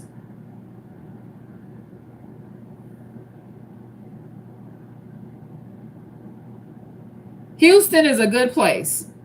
That's a good place. Yeah, because there's some people, I think it's a rare occasion, but there's some people who just go like traveling solo and do their thing. That's a different type of person. They enjoy their own company. They ain't worried about nobody else, because there are people like that. But what I'm saying is there are a lot of women who are claiming that that's what they like, when in actuality, they would love nothing more to have a loving spouse and a family, that support system. Because I'm telling you, life is, they don't realize the importance of it, but they know they want it. But because they can't get it, they're trying to cope with where they are. And a lot of times they're not happy like that. And around this time of the year is when you start to see the breakdown. I think breakdowns are all year. I mean, Sister Dee Dee is noticing a pattern that it's happening more in the winter, because she's connecting it with the holiday, because in the winter there's Christmas and stuff. But see, I don't celebrate that stuff. So ladies have to figure out how to navigate their lives and remove certain things. Removing Christmas, I used to celebrate Christmas many, many years ago, y'all. Removing that from my life allowed me to free up some money and be happier. Because what it does when you remove Christmas, it removes responsibility from you. So, hello. Oh, you are? Hold on. So, Fluttershy, hold on. I'm going to let Daniel in, okay? Guess where Fluttershy is at? Daniel. She in Houston, Texas. Say, Damn. you hear Daniel? I'm gonna go let him in. Hold on, I'll be right back. Yeah, she's in Texas. This baby girl is in Texas. I feel like she my baby, you know?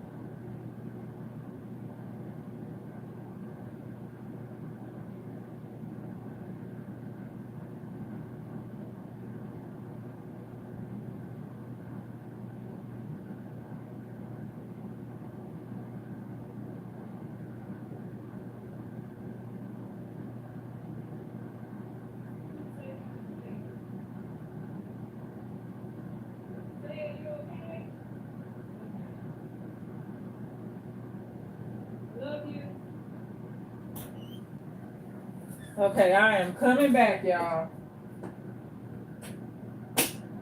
Yeah, so I had to let Daniel in. So I appreciate y'all patience. So wow, this baby girl is in Texas. Goodness gracious. I'm so very grateful to have my YouTube baby is in Texas. That, you know, that's very sentimental to me. That my YouTube baby is in Texas. I'm very, very happy to have a baby girl here that's in Texas. I truly am. And you're welcome here anytime, okay, baby girl? She make me want to meet her. You know what I mean? Just realizing she's right here in the United States. Yeah. I guess in my mind I put it like she's further, but shoot, she's right here. Right here in the US, you know? So I truly feel like there's enough positive here for kids to be here. I have several kids come here. Like I said, when I was being raised, we didn't have the internet. The benefit of a little girl or boy coming here, they're going to learn what a genuine person is, because that's what I am. And it'll help vocabulary, cognitive thinking, teach them things I didn't know when I was their age. See, my thing is, I don't want a child to grow up and be worse than me. I want them to be better than me. So I love to see the kids prosper. You know, it's just like with my son Daniel. Just seeing him grow and prosper, even after coming out of the situation that he was just in. And I love to see teenagers and kids do that, y'all. I just do. It's very, it makes my soul feel good to see kids do better. Daniel! He's not answering, y'all. I'm sorry, the person you are trying to reach has a voicemail box that has not been set up yet. Daniel! Please try your call again later. Goodbye. Where's your phone? It's right in the room. I guess he not in. I guess he say you here. So let's talk to the baby girl from Texas. How you doing, baby girl? Come from around Texas? here in the makeshift studio. I got a makeshift studio. I already told him I got a pile of papers down here for my video ideas. How you doing? You doing Fluttershy. How you doing, Fluttershy? Also known as Baby Saja. I even read Saja. scripture to her today. Oh, that's good. So I read Luke 6:37. So Daniel, you can repeat the Jeremiah 32:17 to the baby girl, right? So Jeremiah, do your loud voice. Jeremiah. 32:17. 32:17. Thou has made. How about we do mine? How about John chapter 1, verse 1? The word, I think it was the word was the. Come on now, if you're gonna bring up a scripture, Daniel, you gotta know the scripture, man. First was the word, and the word was with God, and the word was God. The Lord was with God. Wait a minute, what's the scripture? First John what? It's the first was the word, Uh-huh. and the word was with God, and the word What's the scripture? was God. John 1:1. John 1:1.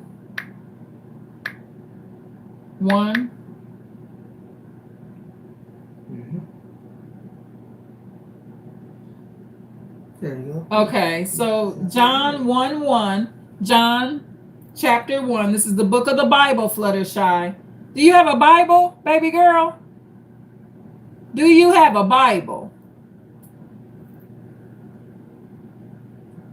Okay. Are you still here, baby girl? So John 1:1, the first verse in the Gospel of John reads, "In the beginning was the Word, and the Word was with God, and the Word was God." Wow. This verse is a foundational to Christian theology, establishing the pre-existence and divinity of Jesus Christ, who is identified as the Word. Nice. I like this. What it means is God is the Bible because He's the reason the Bible's made. Yeah, God is the Bible because He's the reason. Without God, it won't be a Bible. So in the beginning, the phrase echoes the beginning of Genesis, indicating a timeless, eternal state before creation. Was the Word. That phrase means it refers to Jesus, who is presented as the creative power and divine expression of God. And when it says, "and the Word was God," this highlights the distinct personhood of the Word, who exists in relationship with God. And the Word was God. This affirms the divinity of the Word, declaring that the Word shares the same divine nature as God. The verse therefore establishes that Jesus, the Word, existed eternally with God, is distinct from God the Father, yet shares the same divine essence. Okay, that's beautiful. So so this scripture, the breakdown was in the beginning. I described that, the part that says was the word, and the word was with God. This highlights the distinct personhood of the word who exists in relationship with God. This is nice. Thank you. Taking my St. John to repeal. Yeah. Ain't nothing wrong with that. I taught about that on my channel. I told them how powerful St. John's wort. I think 2 is better than 1, to be honest. You want to take 2? Yep. Yeah, you can do that.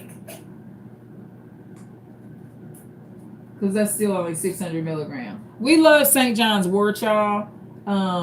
It's great. You know, a lot of times people on these psychological meds and stuff, just go get you St. John's wort. It's a herb. It's a beautiful herb. I won't overdose if I take 2. It's real good. It's real good for anxiety. I won't overdose if I take 2, right? Let me see. No, it's 600 milligrams. You just don't want to do more than 900 milligrams a day. But if you want to do 2 at one time, you can. Thank you. Yeah. Bye-bye, YouTube. Okay, Daniel said goodbye, YouTube.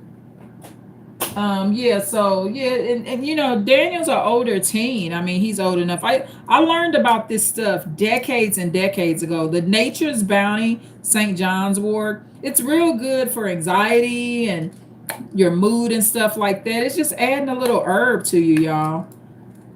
It's real good, you know, especially if you're somebody where your mood is natural. So I think if somebody has a naturally good mood, like Daniel and I do, and Isaiah, I would say even Elijah, my son that's moved out, I think his mood's pretty good. I just don't like marijuana use and alcohol and stuff like that, but he'll get off that stuff. Long as it's not in my house. That's the thing. You got to stop focusing on what people are doing and just make sure it ain't in your house, you know? So,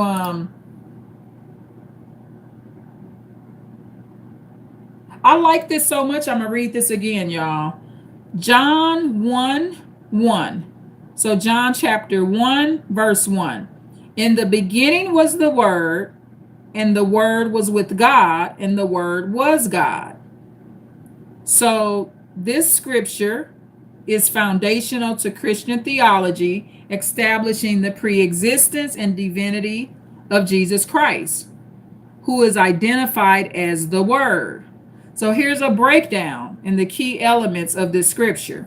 In the beginning, that part where it says in the beginning, that's the first part of John 1:1.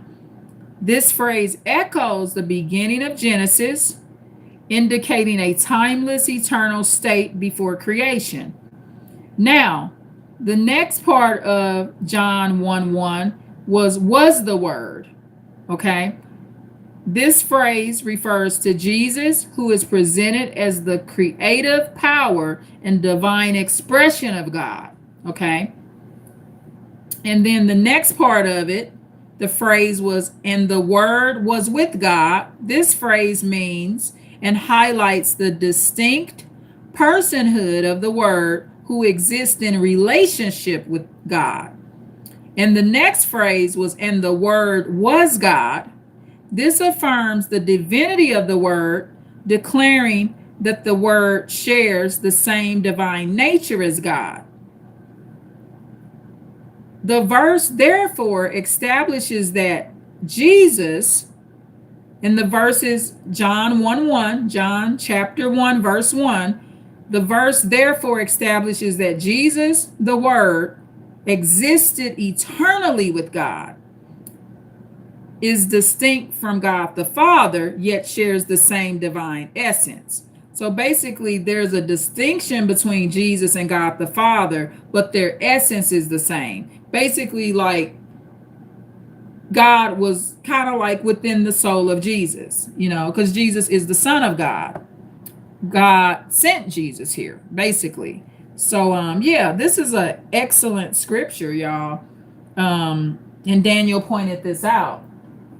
Earlier, I read Luke 6:37. My son Isaiah gave me that scripture. And then I also read Jeremiah 32:17. So some scriptures are really good, you know. You can't ever go wrong with a good scripture. A good scripture. Okay, sorry about that. So, yeah, St. John's Wort, Nature's Bounty. I supported y'all. It's for herbal health. You can't go wrong. You can't go wrong. Let your teenagers take it, you know.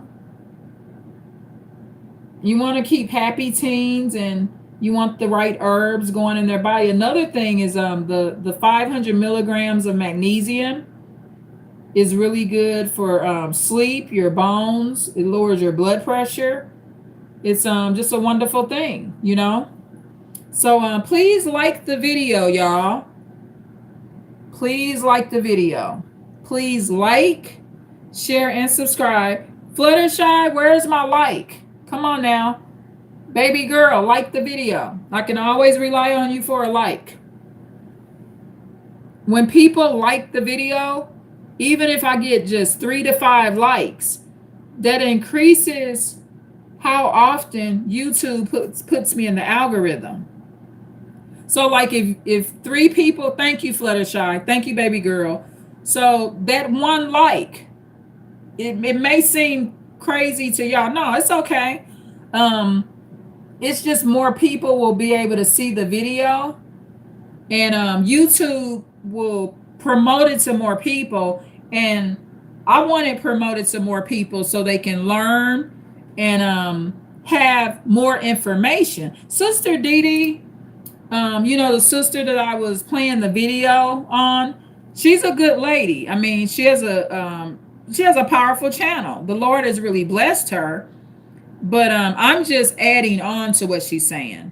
And I truly believe that those Black women's depression and sorrow and wearing the bonnets and stuff on their head and, you know, being in a toxic, negative state, I don't believe it's because they don't have a man. If I got on this channel and I just was in the worst negative state ever, it ain't because I don't have a man. That's just not what it is. The first thing I look at when something is going wrong in my life is my spiritual state, my emotional state. What is the state of my soul? How do I feel in my soul? That's the first thing I need to be looking at. Because if I don't look at that first, I'm going to become a very toxic person. I would bring a toxic lady into a marriage.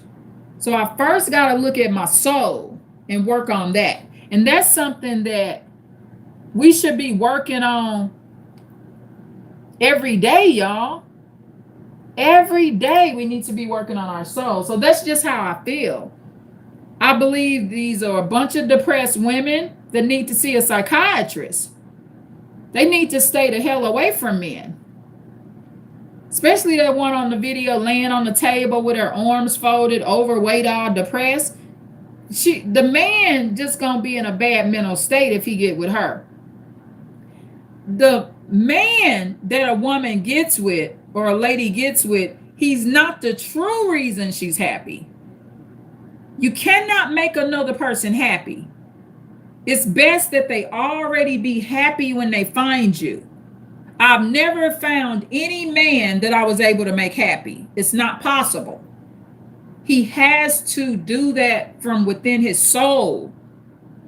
If a man come in my life and he not already at peace and content and happy, all he gonna do is be a miserable husband to me. I'm just gonna have a miserable ass husband. That's the truth of the matter is. I'm not a man's relief. I can't be the reason he's happy, especially if he's found the Lord. If a man has found the Lord and he still cannot find happiness, he's very ungrateful. He needs to learn gratefulness. Everybody needs to first learn how happy it feels to be able to get up out of your bed. And the best way to find that is to take care of somebody that's bedridden. That'll teach you a lot. Go work in an assisted living place or like an adult family home where there's a lot of paralyzed people and it'll teach you to be happy. It sure will. It may be hard to witness, but it definitely will teach you happiness. So I'm gonna expose the other side of Fluttershy. Why you sorry? What's wrong? You okay? Don't be sorry. You okay? I appreciate you being here. I'm glad it gives you something positive to do, so you staying out of trouble. And you're really an advanced little girl to know to come here and you only as young as you are. Oh, that's okay. You forgot to like. No. You know what? It is my job as a YouTuber and a content creator, even if I have a small channel. My channel's small, you know, but it is my job to remind my viewers to like. That is my job. It's not actually your job, Fluttershy, to remember that. You can remember it, but it's not your job. If I see that there's no like here, as a YouTuber, and YouTube teaches this too, they teach you it ain't the viewer fault that they didn't like the video. You know, there's the YouTube classes and videos and stuff, the YouTube training, they teach you that it's the YouTuber's fault. So if I'm conducting and leading this channel and I'm leading the team, because we're a team here and you're part of the team, baby girl, it's my job to remind you. You should be so focused on the lesson that you do forget to like. That shows me that you listening too. You're too busy listening to click the like. So when I see that the like is not there, it's my job to remind you. It's not your job. If I want to be put in the algorithm, I need to remind myself. I can't wait till you have a YouTube channel, Fluttershy. The Lord is telling me you're going to have your own channel too. Oh, you're going to be good at it too. You on here with me? And you still a little girl? You in Texas?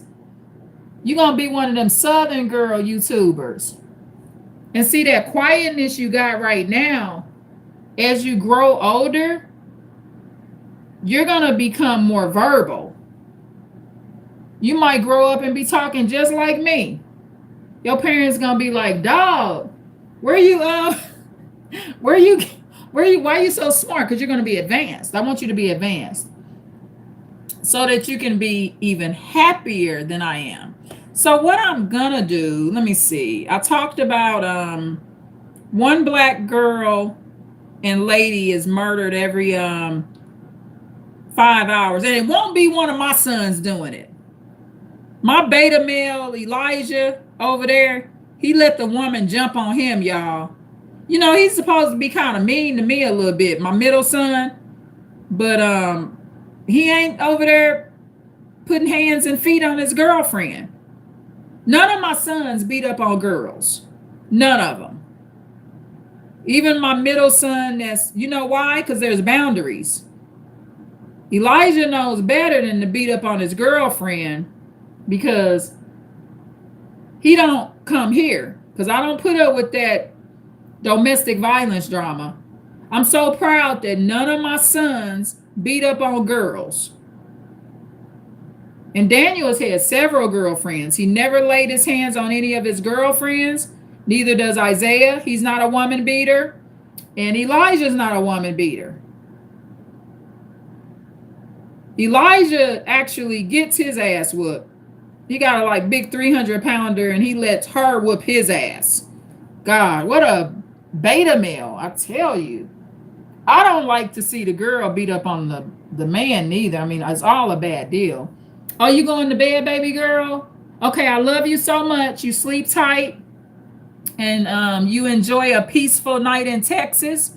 And I'll be doing another live tomorrow. Since it gives you something to do. Did you do your homework? I hope you're doing your homework too. Don't be skipping your homework. Make sure you're getting your homework done too. Oh, thank you. Bye, bestie.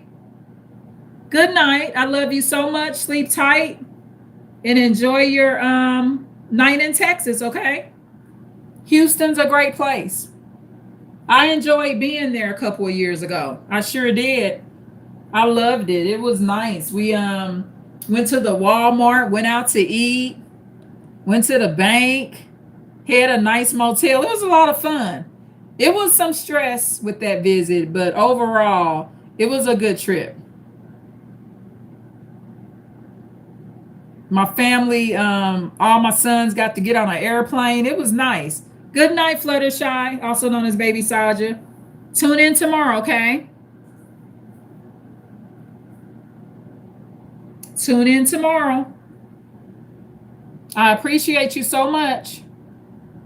So let me see. I think I'm gonna do more commentary on this because I want to expose more than just Sister Dee Dee's. And remember, that was fair use, y'all. Fair use it was. And thank you so much for the like, baby girl. I appreciate you.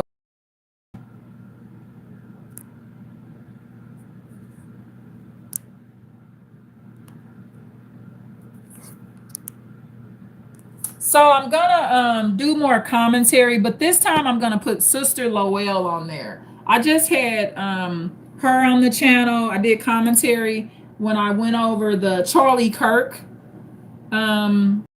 situation with him being unalived. So let me see. So I'm gonna go over the other piece of relationships. So these are things that Miss Lowell's narcissistic ex-husband used to do. Okay. So baby girl is gone now, but even if she was on here, I would play this. I mean, little girls need to know at an early age that there's men that will abuse them. They just need to know that. I was less aware of it, and that's why I got abused too. And I was with a couple of abusive men because I didn't know enough. And that's part of the side effect when your dad dies, when you're a young teenager. So let's see. Miss Lowell, these are things her narcissistic ex-husband did to her, okay? I used to run out of my liquid detergents. He used to run out of his liquid detergent. I do not care because you're not supposed to be on this channel, man. Another ad. I'm not running out of no liquid detergent. Crazy ads. Ads. My abusive ex-husband did to me. And here are some things my abusive ex-husband did to me. And before you get on your high horse, fair use, y'all. This is Miss Lowell. Check the description and I will post the videos I did the commentary on below in the description. So make sure you check that. But I like to add balance. I went over Sister Dee Dee talking about the distraught women that don't have a man, and that's not why they're distraught. A woman is distraught because she don't have the Lord and she needs to find her something to do. God, I be having so much to do. One day I cleaned for 12 hours. 12 hours of my day I was cleaning my house. I'm trying to find out when I have time to go find this man. These women just don't know what to do. A lot of them sitting up morbidly obese and they need to go walk and go to the track and walk 9 miles and get their weight down and stuff like that. I just don't understand somebody sitting around crying because they ain't got no man. I think that's kind of weird, y'all. You live in the United States, it's a lot of stuff to do. Go look up your Facebook events. These women need to go get them some St. John's wort. Like me and Daniel got over here. Take you a couple of St. John's wort, 300 milligrams, Nature's Bounty, and take your ass walking. Get you a herb, get you some magnesium, get you some vitamin C. Go get you an ice cream bar. I don't get this. Take the bonnet off and go get your hair combed out. I just was at the shop doing that. 10 of my braids in the back. Had locked up, y'all. And I had to go get my hair unlocked. Thank God I go to a lock shop, right? I think that's very convenient for me. I go to a dreadlock shop, so when my braids lock up, I can get them unlocked. Wow. Yeah, it took 3 hours to get 10 braids loose. I'm too busy, man. Gosh, I mean, I just don't get all this crime. But Miss Lowell is going to tell you the other side of life, right? Hear her out, y'all. Here are some things my abusive ex-husband did to me. And before you get on your high horse, I was 20 when we met. And no, I don't care what you would have done, nor do Them abusers like you young, y'all. I care what you think I should have done. You live, you learn. Now I'm sharing my experiences to help other women. Number one, when he first saw me naked, he suggested that I start working out. Mind you, I was anorexic and a size 2. One of his favorite things to do was to try and make me feel like I was the Michelin Man. If you don't know who that is, look it up. Number 2, he could do whatever he wanted, but I couldn't do whatever I wanted. He could stay out Fair use, y'all. Fair use. late, go wherever he wanted to. There was one time when he played tennis with some women that he met up with somewhere. I don't even remember where, but I would never be able to do that. He used to time how long it took me to go to certain places. There was one day when I had to pull over. I had just gotten off work and I pulled over because one of my tires looked like it was flat. He literally timed it down to the minute and I got interrogated when I got home. I also couldn't watch TV or movies in peace. If a man showed up on the screen, he would immediately turn to me and ask me, did I think he was attractive? Did I think that man was physically bigger than him? And if I said no, he would say, you're lying. You mean to tell me you don't think that man is attractive? He would say, if you were alone with that man, would you sleep with him? There was no winning, because if I said no, he wouldn't believe me and he would question me even more. And I knew never to say yes, because that would be worse. Now, mind you, I was 20, okay? He had moved to Georgia because he wanted to help his sister that was in some financial trouble. I think that's what he said at the time. And then when he picked me up to take me there to move in with him, on the way there, he turned to me and said, ha ha, I got you away from your family. Now, remember, I was 20. When we first got into our first apartment, he immediately got me pregnant. And because I was 20, he then laughed at me on my 21st birthday because I couldn't drink. And then when we found out I was pregnant, he was distant and cold and upset.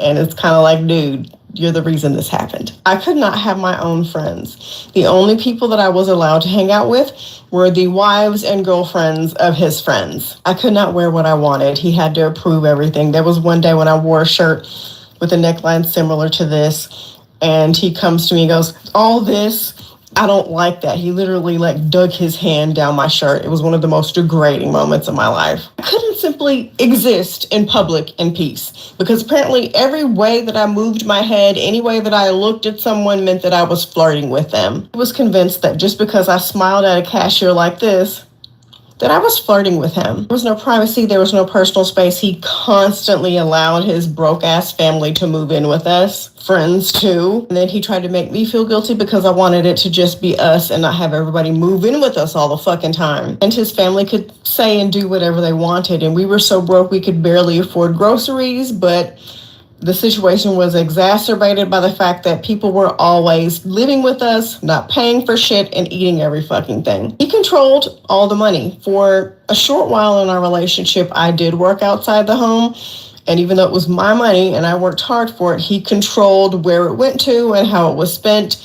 I couldn't buy anything for myself, but he could buy himself shoes and clothes and whatever he wanted. I couldn't help people get opportunities. One of his friends needed a job, and I said, hey, they're hiring at my job. I worked at a jewelry store at the time, so I did everything I could to help the interview process move along and to get him as part of the team. And he came to me upset, and he was like, why are you so excited to have him working with you? And it didn't even have anything to do with that. I thought I was helping someone. Long story short, I don't know what happened or if he said something to the friend, but it never worked out. He never started. So, okay. So, Miss Lowell, let me go over this here. I had to walk away for a second. So, her abusive ex-husband, she was 20 years old. She said she lived and learned. She's sharing her experience to help other women. And that's what I'm doing too. That's why I'm utilizing and doing commentary on what she's saying. That's what, see, ladies need to know the whole story, not just see them breaking down. You know what? Those black women that Sister Dee Dee's talking about that are depressed and stressed out and stuff like that, they're what you call vulnerable. And those are the women that get with the abusers because their self-esteem is very, very low. And it puts them at risk of being killed. You know, Sister Lowell, Miss Lowell, she was with an abuser as well. She lives a very good life and she's single now. She has a son and daughter that love her dearly. I love watching Savannah and her videos. Let me see. She's sharing her experience to help other women. When her husband first saw her naked, he suggested that she start working out. But like she said, she wore a size 2. She's still small. She was anorexic in a size 2. And of course, she's not a size 2 anymore. But she's still a small, normal body weight. Yeah, he basically was insulting her. Her ex-husband could do whatever he wanted, but she couldn't do whatever she wanted. He could stay out late, go wherever he wanted. There was one time he played tennis with some women and he met up somewhere. I know her husband was a black man. She's black and her husband was black. She don't remember where, but she could never do that. So he was running the streets, but wouldn't let her do it. Oh, he used to time how long it took her to go certain places. Wow, them abusers sure be trying to clock your time, don't they? One day she had to pull over. She had just gotten off work, and she had pulled over because one of her tires looked like it was flat. Her ex-husband, I'm gonna call him an abuser. He literally timed it to the minute, and she got interrogated when she got home. And she do mean that, y'all, in an interrogation, like he the police or something. Sounds like he was very insecure. Miss Lowell says she couldn't watch TV or movies in peace. Ooh, abusers hate your peace. They do. That's why they like to name call and look miserable and keep all that misery in the house. They hate to see people at peace. That they do. If a man showed up on the TV screen, her abusive ex-husband would ask her, did she think he was attractive? Wow, he was weird. She think the man was physically bigger than him. And he would tell her she was lying, gaslighting. She's definitely not a woman that lies. I was just saying that on my video when I did commentary on her video about how she feels about Charlie Kirk passing.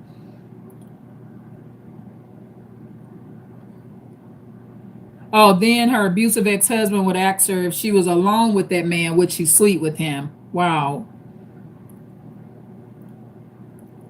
There was no winning because if I said no, he wouldn't believe me. He would question me even more. And she knew never to say yes. Yeah, because he would kill her. She was 20, so she was definitely a vulnerable age. She moved to Georgia because he wanted to help her sister that was in some financial trouble. I think that's what he said at the time. And then when he picked her up to take her there to move in with him on the way there, he turned to me and said, ha, ha, ha, I got you away from your family. Ooh, abusers love to get you away from your family. Yes, they do. Now remember, she was 20 is what she says. When they got into their first apartment, he immediately got her pregnant. They like to get you pregnant too. That much I know. And because she was 20, He laughed at her on her 21st birthday because she couldn't drink. That's a blessing not to be able to drink. That's good. He was a very immoral man too. It's what it sounds like her ex-husband was, Miss Lowell. Fair use, y'all, fair use. Then when she found out she was pregnant, he was distant and cold and upset. That mood swing that narcissist get. So her husband went into a mood swing, like he pregnant, y'all. And I'm adding that. She didn't say that. I'm saying that. And she's kind of like, dude, you're the reason this happened. Yeah, he got her pregnant, but acted like she the problem. Miss Lowell is saying she couldn't have her own friends. The only people that she was allowed to hang out with were wives and girlfriends of his friends. So he kept her in within his narcissistic coterie, and made sure that's part of isolation too. Like you only can talk to these women. So he's limiting her access to people. She could not wear what she wanted. He had to approve everything. There was one day when she wore a skirt with a necklace similar to this, and he comes to her and goes off. He was saying he didn't like that. Ooh, he dug his hand down her shirt. Ooh, now he's starting a physical aggression. He was a real abuser. It was one of the most degrading moments of her life. She couldn't simply exist in public in peace because apparently every way that she moved,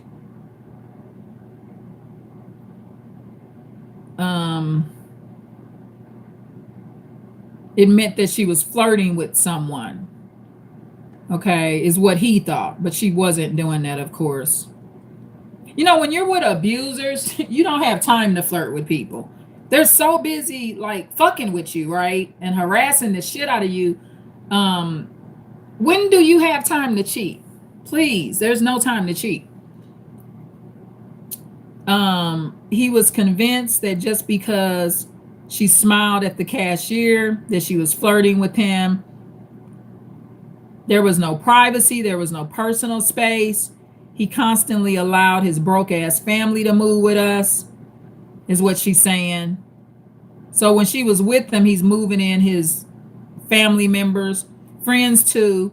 And then he tried to make her feel guilty because he wanted it just to be us and not have everybody move in with us. And his family could say and do whatever they wanted. They were so broke. They barely could afford groceries. Abusers kill me. This type of abuser. Abusers are either going to have the money or not have the money. That's point blank. There's no balanced abuser. They got it or they don't. Okay. And if they got it, some of them end up not having it.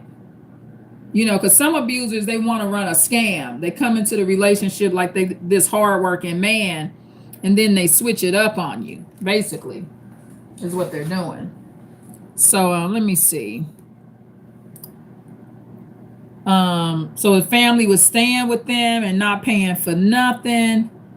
The abuser controlled all the money for a short while in the relationship. She did not work outside the home. And even though it was her money and she worked hard for it, he controlled where it went and how it was spent. She couldn't buy anything for herself. He would buy himself shoes and clothes and whatever he wanted. But she couldn't help people get opportunities. One of his friends needed a job, and she said, they're hiring at my job. And she worked at a jewelry store at the time. So she did everything she could to help with the interview process move along and to get him as part of the team. And he came upset and he was like, why are you so excited to have him working with you? Ooh, she had a real insecure abuser. She lucky she made it out of this alive, because this type of man will kill you. And it didn't even have anything to do with that. She thought she was helping.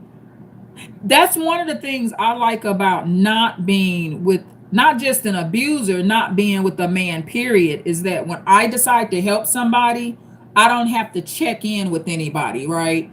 So I love that about my life. Like, if I want to walk outside, if me and Daniel want to walk outside right now, and we want to decide to, donate to a couple of homeless guys, we could go walk out there. I'm not going to do that because it may not be the safest thing, but I went out there one night and donated to some people. I sure did. Long story short, she says what happened, or if he said something to the friend, but it never worked out. I guess that's with the job situation, I guess. He never started working at the company. Now, this one she should have put first. When she first met her ex-husband, he would always ask her for money. I was just talking about that with abusers. They either have it or don't. And then even if they have it at first, they end up losing it or not suddenly having it. He would ask for $5 so he could get something to eat. He would ask for $5 for gas money. It was never a big amount of money, but it was nickeling and diming her every chance he could get. And if I said no, he would make me feel bad for not wanting to help him out, because that's what you do for people you love. Yeah, so he was conditioning her to take care of him like he's a son or a little boy. And that's what these abusers are. They're little boys. Some little boys are more mature.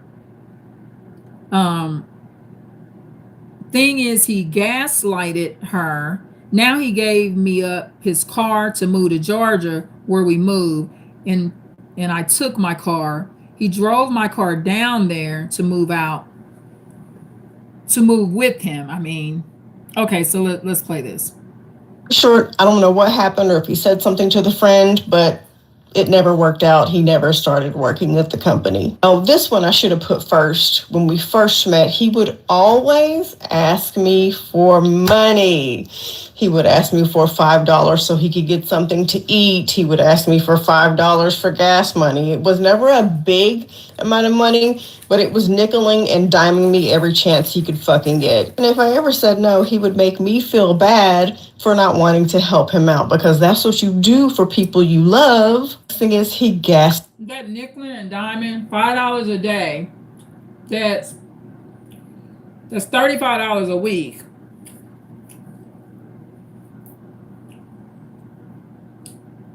That's $100 and what? $35 a week. I'm not good at math, y'all. So that's, let me see, 30 times 4, that's 120. That's $140 a month. You give somebody $5 a day, you've given them $140 that month, y'all. That's a come up.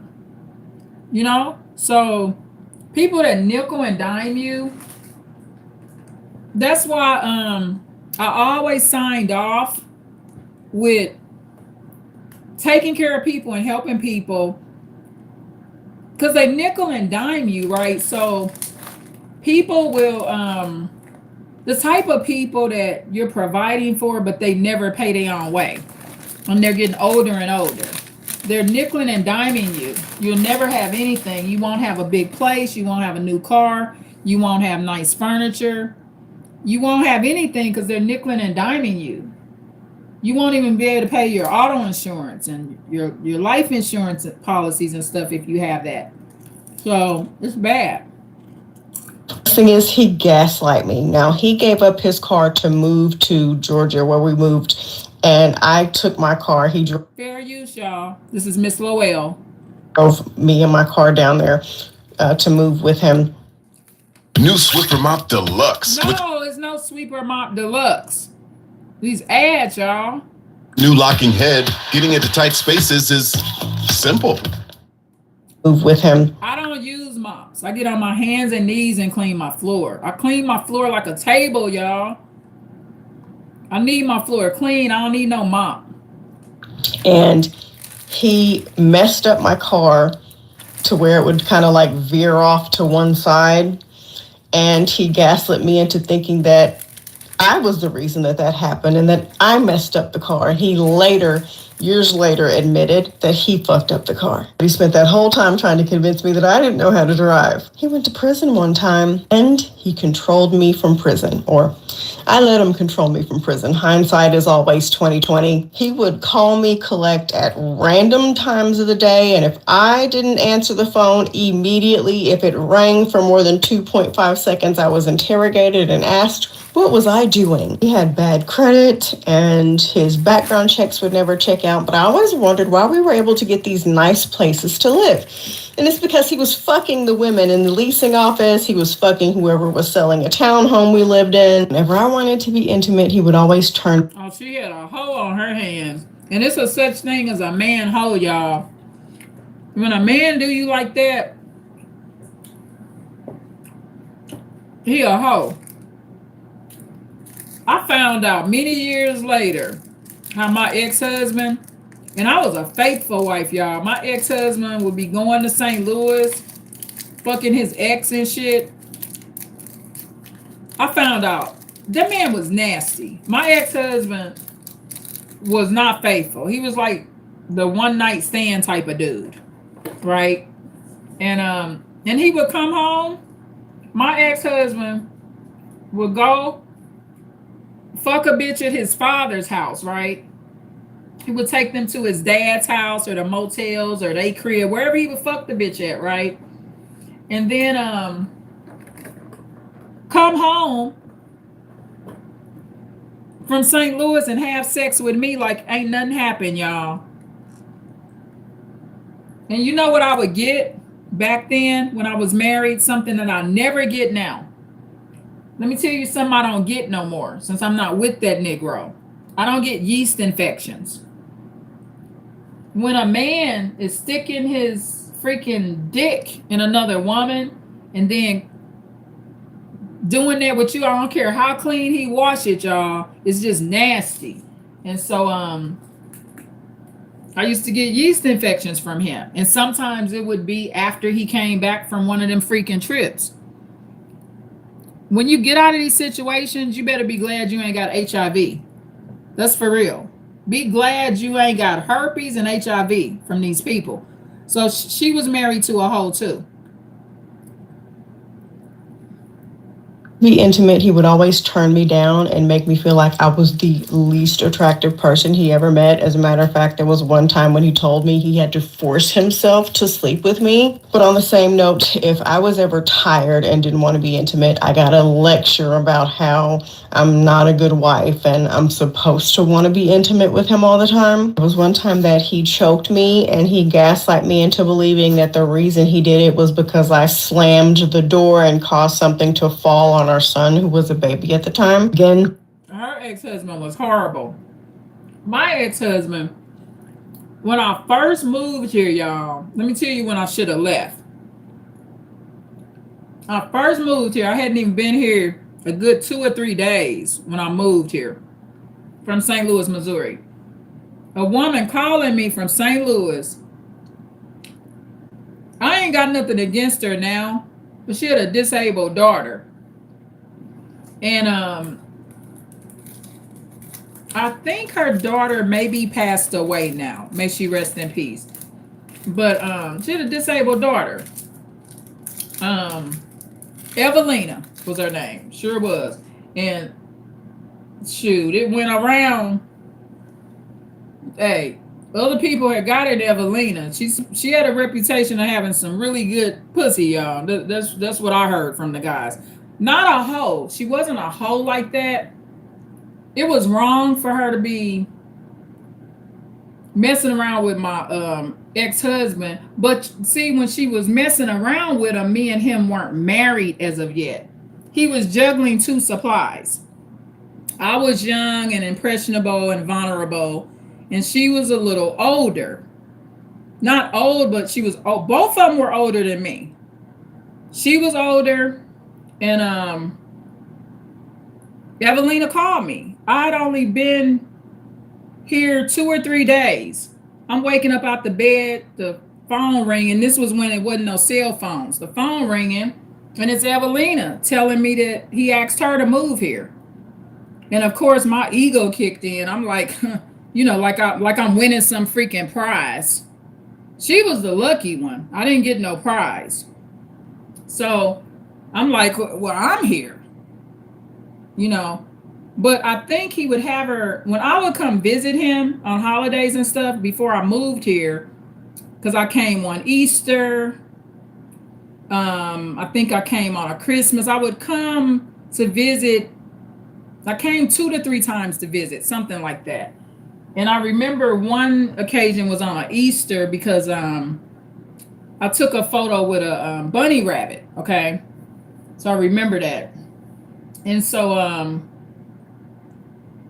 when I came here, he would bring me around the family and stuff, but he was kind of like hiding her out because he can't.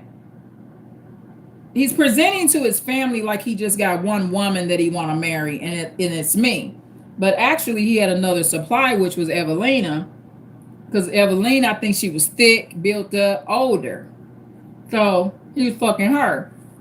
So I told her, no, I'm here. You ain't coming here with me and him. I just got up out of the bed. What you mean? He said you coming. Well, you not coming because I'm here. That's what I told her.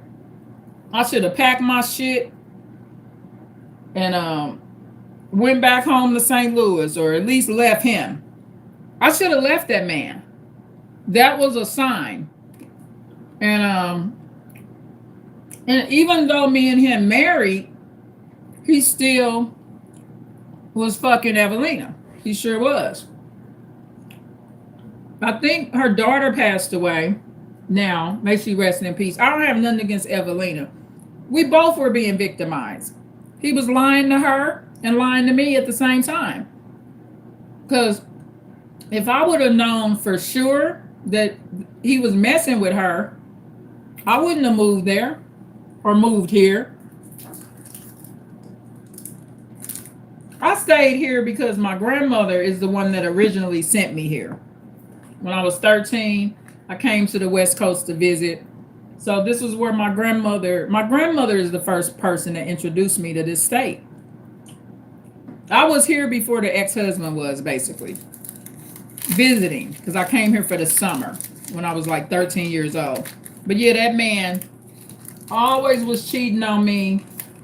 I believe he was giving me yeast infections and all kind of stuff. None of that do I have now. I don't have yeast infections. I don't get urinary tract infections. I don't have that stuff. I just don't. Yeah, so hold on, let me play this video, y'all. Or and caused something to fall on our son, who was a baby at the time. Again, hindsight is 2020. I never closed that fucking door to begin with, and nothing fell. The point is, he tried to make it be my fault that he attacked me. He wanted me to stay home when we had our kids, but on the same note made me feel like a burden all the time. He once described me as a weight that was holding him back from pursuing his dreams. He would always talk about how he wanted us to be a power couple like Will Smith and Jada Pinkett. No, this is not. Her ex-husband was delusional, and he wasn't married, marriage material. See, abusers, men that are abusers, they actually should stay single. And I don't care if they verbally abuse, they name calling, they physically abuse. Any man that is abusive emotionally, physically, financially, they are not husband material. That's the thing. But what happens is, in Black culture, they're always taught to marry. You got to find you a wife. You got to find you a husband. And because they're taught that, they're not taught, you know what? Do you want a wife or husband? Let me see. Do you have a criteria? Do you meet the criteria to even be with the woman or man? So her husband was not marriage material because he's an abuser. Abusers are filled with anxiety, and they don't need to be with nobody. Myth. Especially in no marriage. Abusers should have relationships with people that they don't live with. They should. They should not be cohabitating and being in the same residence with the spouse or a significant other or intimate partner. It just won't work. And Jada Pinkett. No, this is not a discussion about whether or not you like them, but you get the point. He was obsessed with us being a power couple and dressing like a power couple. And he even wanted our house to smell like a power couple's house because apparently a power couple's house smells a certain way. Every woman was better than me. If we were watching TV, he would say, see, that's the type of woman that I like. She's all. Her ex-husband was crazy, y'all. He was crazy. American. That's the type of woman. Every woman was always better than me. Even though in hindsight, the women he was telling me was better than me were women who had a similar personality to me. When I was pregnant with our son, when I was 8.5 weeks pregnant, he wanted. So basically, he had a type, y'all. Like she said, the other women was similar to her. He had a type. He had more supply. Her son and daughter are beautiful, but I'm glad she got rid of that abuser. And to leave me by myself to go to Arkansas to watch the Super Bowl. When I was 8.5 months pregnant, he came up with this bright idea that he wanted to leave me by myself to go to another state to watch the Super Bowl with his friends. When he came with me to a doctor's appointment, I asked the nurse if that was a good idea. She said no. He was in the hallway. He overheard me asking her that, and you would have thought I ruined his fucking life. Why would you say that? Why would you ask her that? Who in their right mind would leave an 8.5 month pregnant woman by herself? And I finally... He didn't love her at all because he didn't have no empathy. She had an abuser that lacked empathy. Got the guts to leave his ass. I told him I was leaving him. He was laying on the sofa at the time and he shot up and asked me, why would I do that? Well, since you asked. Prior to that, I found a bunch of condoms in a duffel bag that he had. And when I let him know that I found them, he blew up and yelled at me for finding them and totally derailed the conversation from the fact that he was cheating. Anyway, let me know if you want a part 2. I've got tons of shit I could talk about.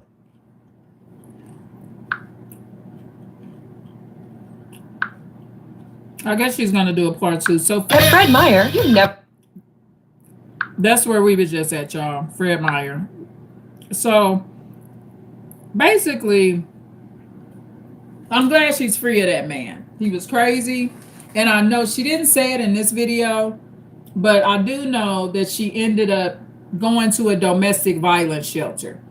He did some old horrible thing to her because I watch her. I follow this sister. He did some old horrible thing to her. And so she fled him and she ended up in a domestic violence shelter with her son and daughter. And then she got herself together. She's been stable ever since. So she chose her life and her kids over the abuser. So she didn't say that here, but I know that because I'm a subscriber of Miss Lowell. So basically that's what happened. So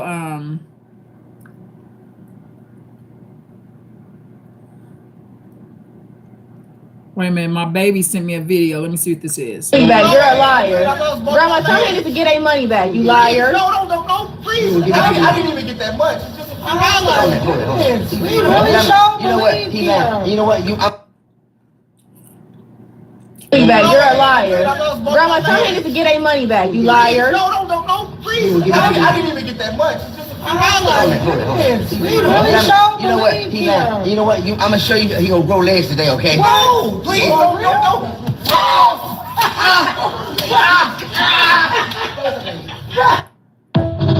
Oh wow, that was a video about a guy.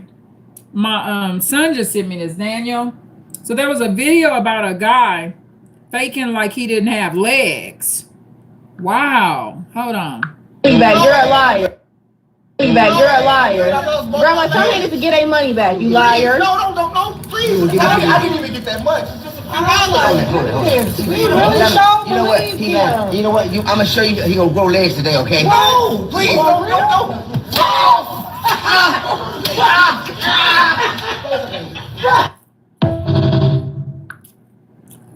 So he said he's gonna show him how he's gonna grow legs. That's crazy. He made himself look like he's paralyzed and he's outside in a wheelchair asking for money. But the sister is telling him he's a liar. And they kind of smacked at him and he jumped up and started running and actually had legs. Yeah, my Daniel sent me this, my youngest son. I have my firstborn son, my youngest son, baby boy, middle son, firstborn son. Everybody has a special title. Middle son moved out. So, wow, that's crazy. So now I know that somebody can make themselves look like they don't have legs, but actually have them. He tucked his, wow, that's just deep. I couldn't do it though. I would lose circulation. Let me thank Daniel for sending me this. Yeah. This guy faked like he didn't have no legs. Wow. That's crazy. What a scam artist. What a scam artist. Yeah, so hopefully the commentary helped.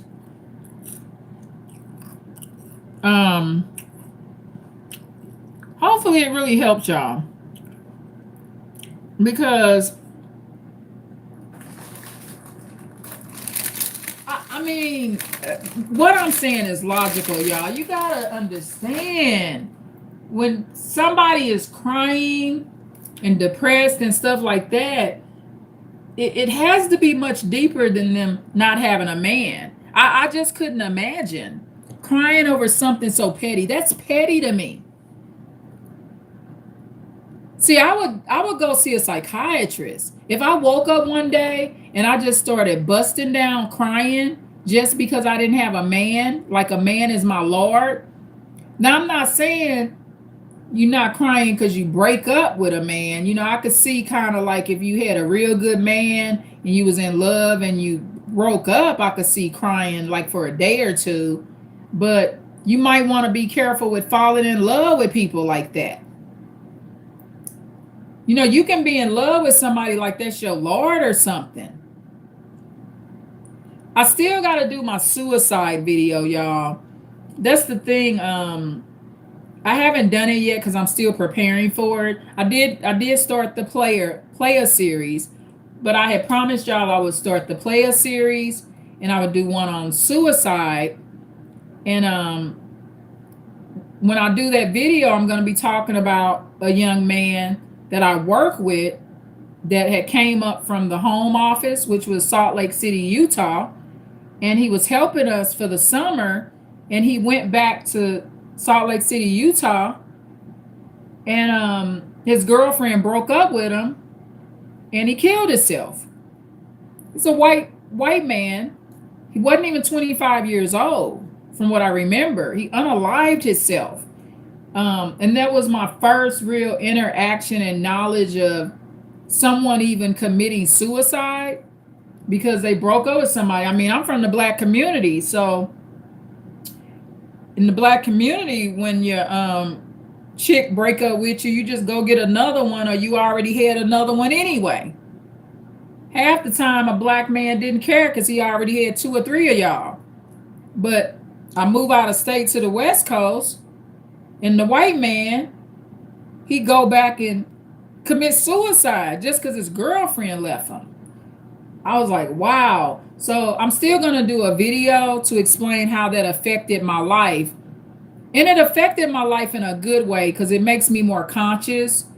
Because if somebody says they tired of living, they don't want to live anymore, they don't want to be here, I will ask, you're not suicidal, right? I asked the question because Tina Turner's son committed suicide, you know. The red flags are there, so we just got to be careful. So anyway, I hope y'all enjoyed the live. And yeah, you just got to understand these Black women that's crying and stuff. and waking up crying and laying all down depressed, not combing their hair, not taking care of themselves, is not just because they ain't got a man. There's a deeper rooted issue. The man that's really missing in their life is the Lord, y'all. That's who's missing. I've always loved the Lord. I mean, they should be happy. Ain't no man around fucking with them. These some ungrateful women. They need to go talk to some domestic violence survivors. You know, some of these domestic violence survivors, they ain't got their legs. They didn't have to get their legs amputated because the abuser done stabbed them and they get some kind of infection. Now the doctor got to amputate their leg. So an abuse victim looking like, you the lucky one, ma'am. I just can't imagine getting up crying and the only reason I'm crying is because I ain't got a man. I think that woman is sick. I think when a woman does that, and I watch the videos of them doing, them women is emotionally ill, y'all. Something wrong with them in the head. Go get you a Hershey almond bar and some Simply Lemonade and get you a YouTube channel. Something. I just have too much to do. So I think it's crazy. Those women also might be like deeply brainwashed, y'all. You know, they might have some real bad brainwashing on them. Where they was told they not nothing because they ain't got no man and stuff. Something ain't right with the situation. I'm telling you, it's not normal. And don't y'all be doing it. If you start crying just because you ain't got no don't do it, people. Don't do it. Wait, what you say, Daniel? I said don't do it. I'm talking about what? Don't Okay. get your leg amputated.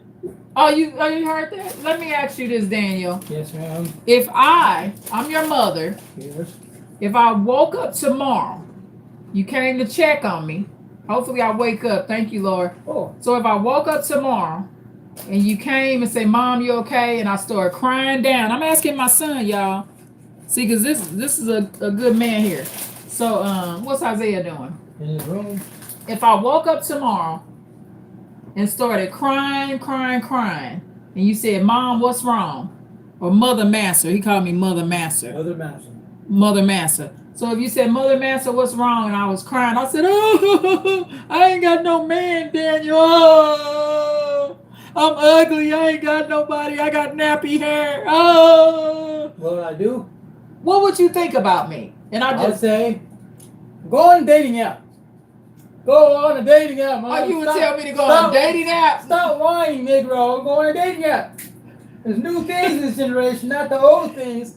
You was born in the 1900s, but hey, you go on a dating app. Yeah, Daniel said he would tell me to go on a dating app. No, you need to tell me to go to a psychiatrist. I was kidding. It's making a joke, you know? Yeah. You go to the hospital because you go. I need to go to the hospital, yeah. You're going crazy. Yeah, exactly. So Daniel's saying that he would know I'm going crazy. Thank you. See, this is the type of man I'm raising.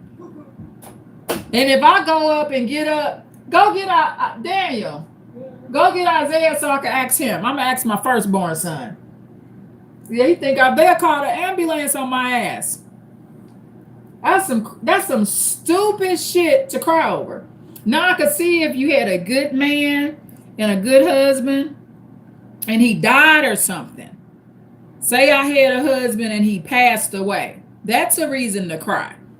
But not because, oh my God, I just couldn't imagine. I watch it on YouTube. I've seen the women. Daniel. I told Isaiah, if I woke up tomorrow, I want those, man. What? Yeah, eat it downstairs. If I woke up tomorrow crying just because I ain't have a man, and you saw me crying, what would you think about me? You sad?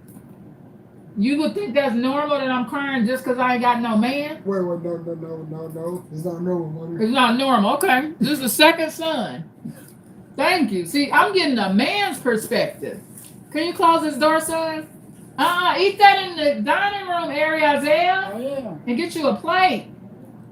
I do not want to clean up. Yeah. I have to do the preventative cleaning, y'all. I don't like cleaning up after Negroes. I love my Negroes though. I'm a Negro too, y'all. So the thing is, both my sons would think I lost my mind. That's the type of males I'm raising though. It's not normal, y'all. Okay, listen, we supposed to respect the opinion of males. So 2 males just said that they think a woman like that is crazy. She crying because she ain't got no man, acting all crazy. That's not normal. Daniel said it first, and then my firstborn son confirmed it. So that's it. So yeah, it's not normal. Let me blast some little music for y'all. Want to hear some music, y'all? Please like, share, and subscribe. Please share the video. Tune in for more with the Advanced Insight channel. Thank you. Bye.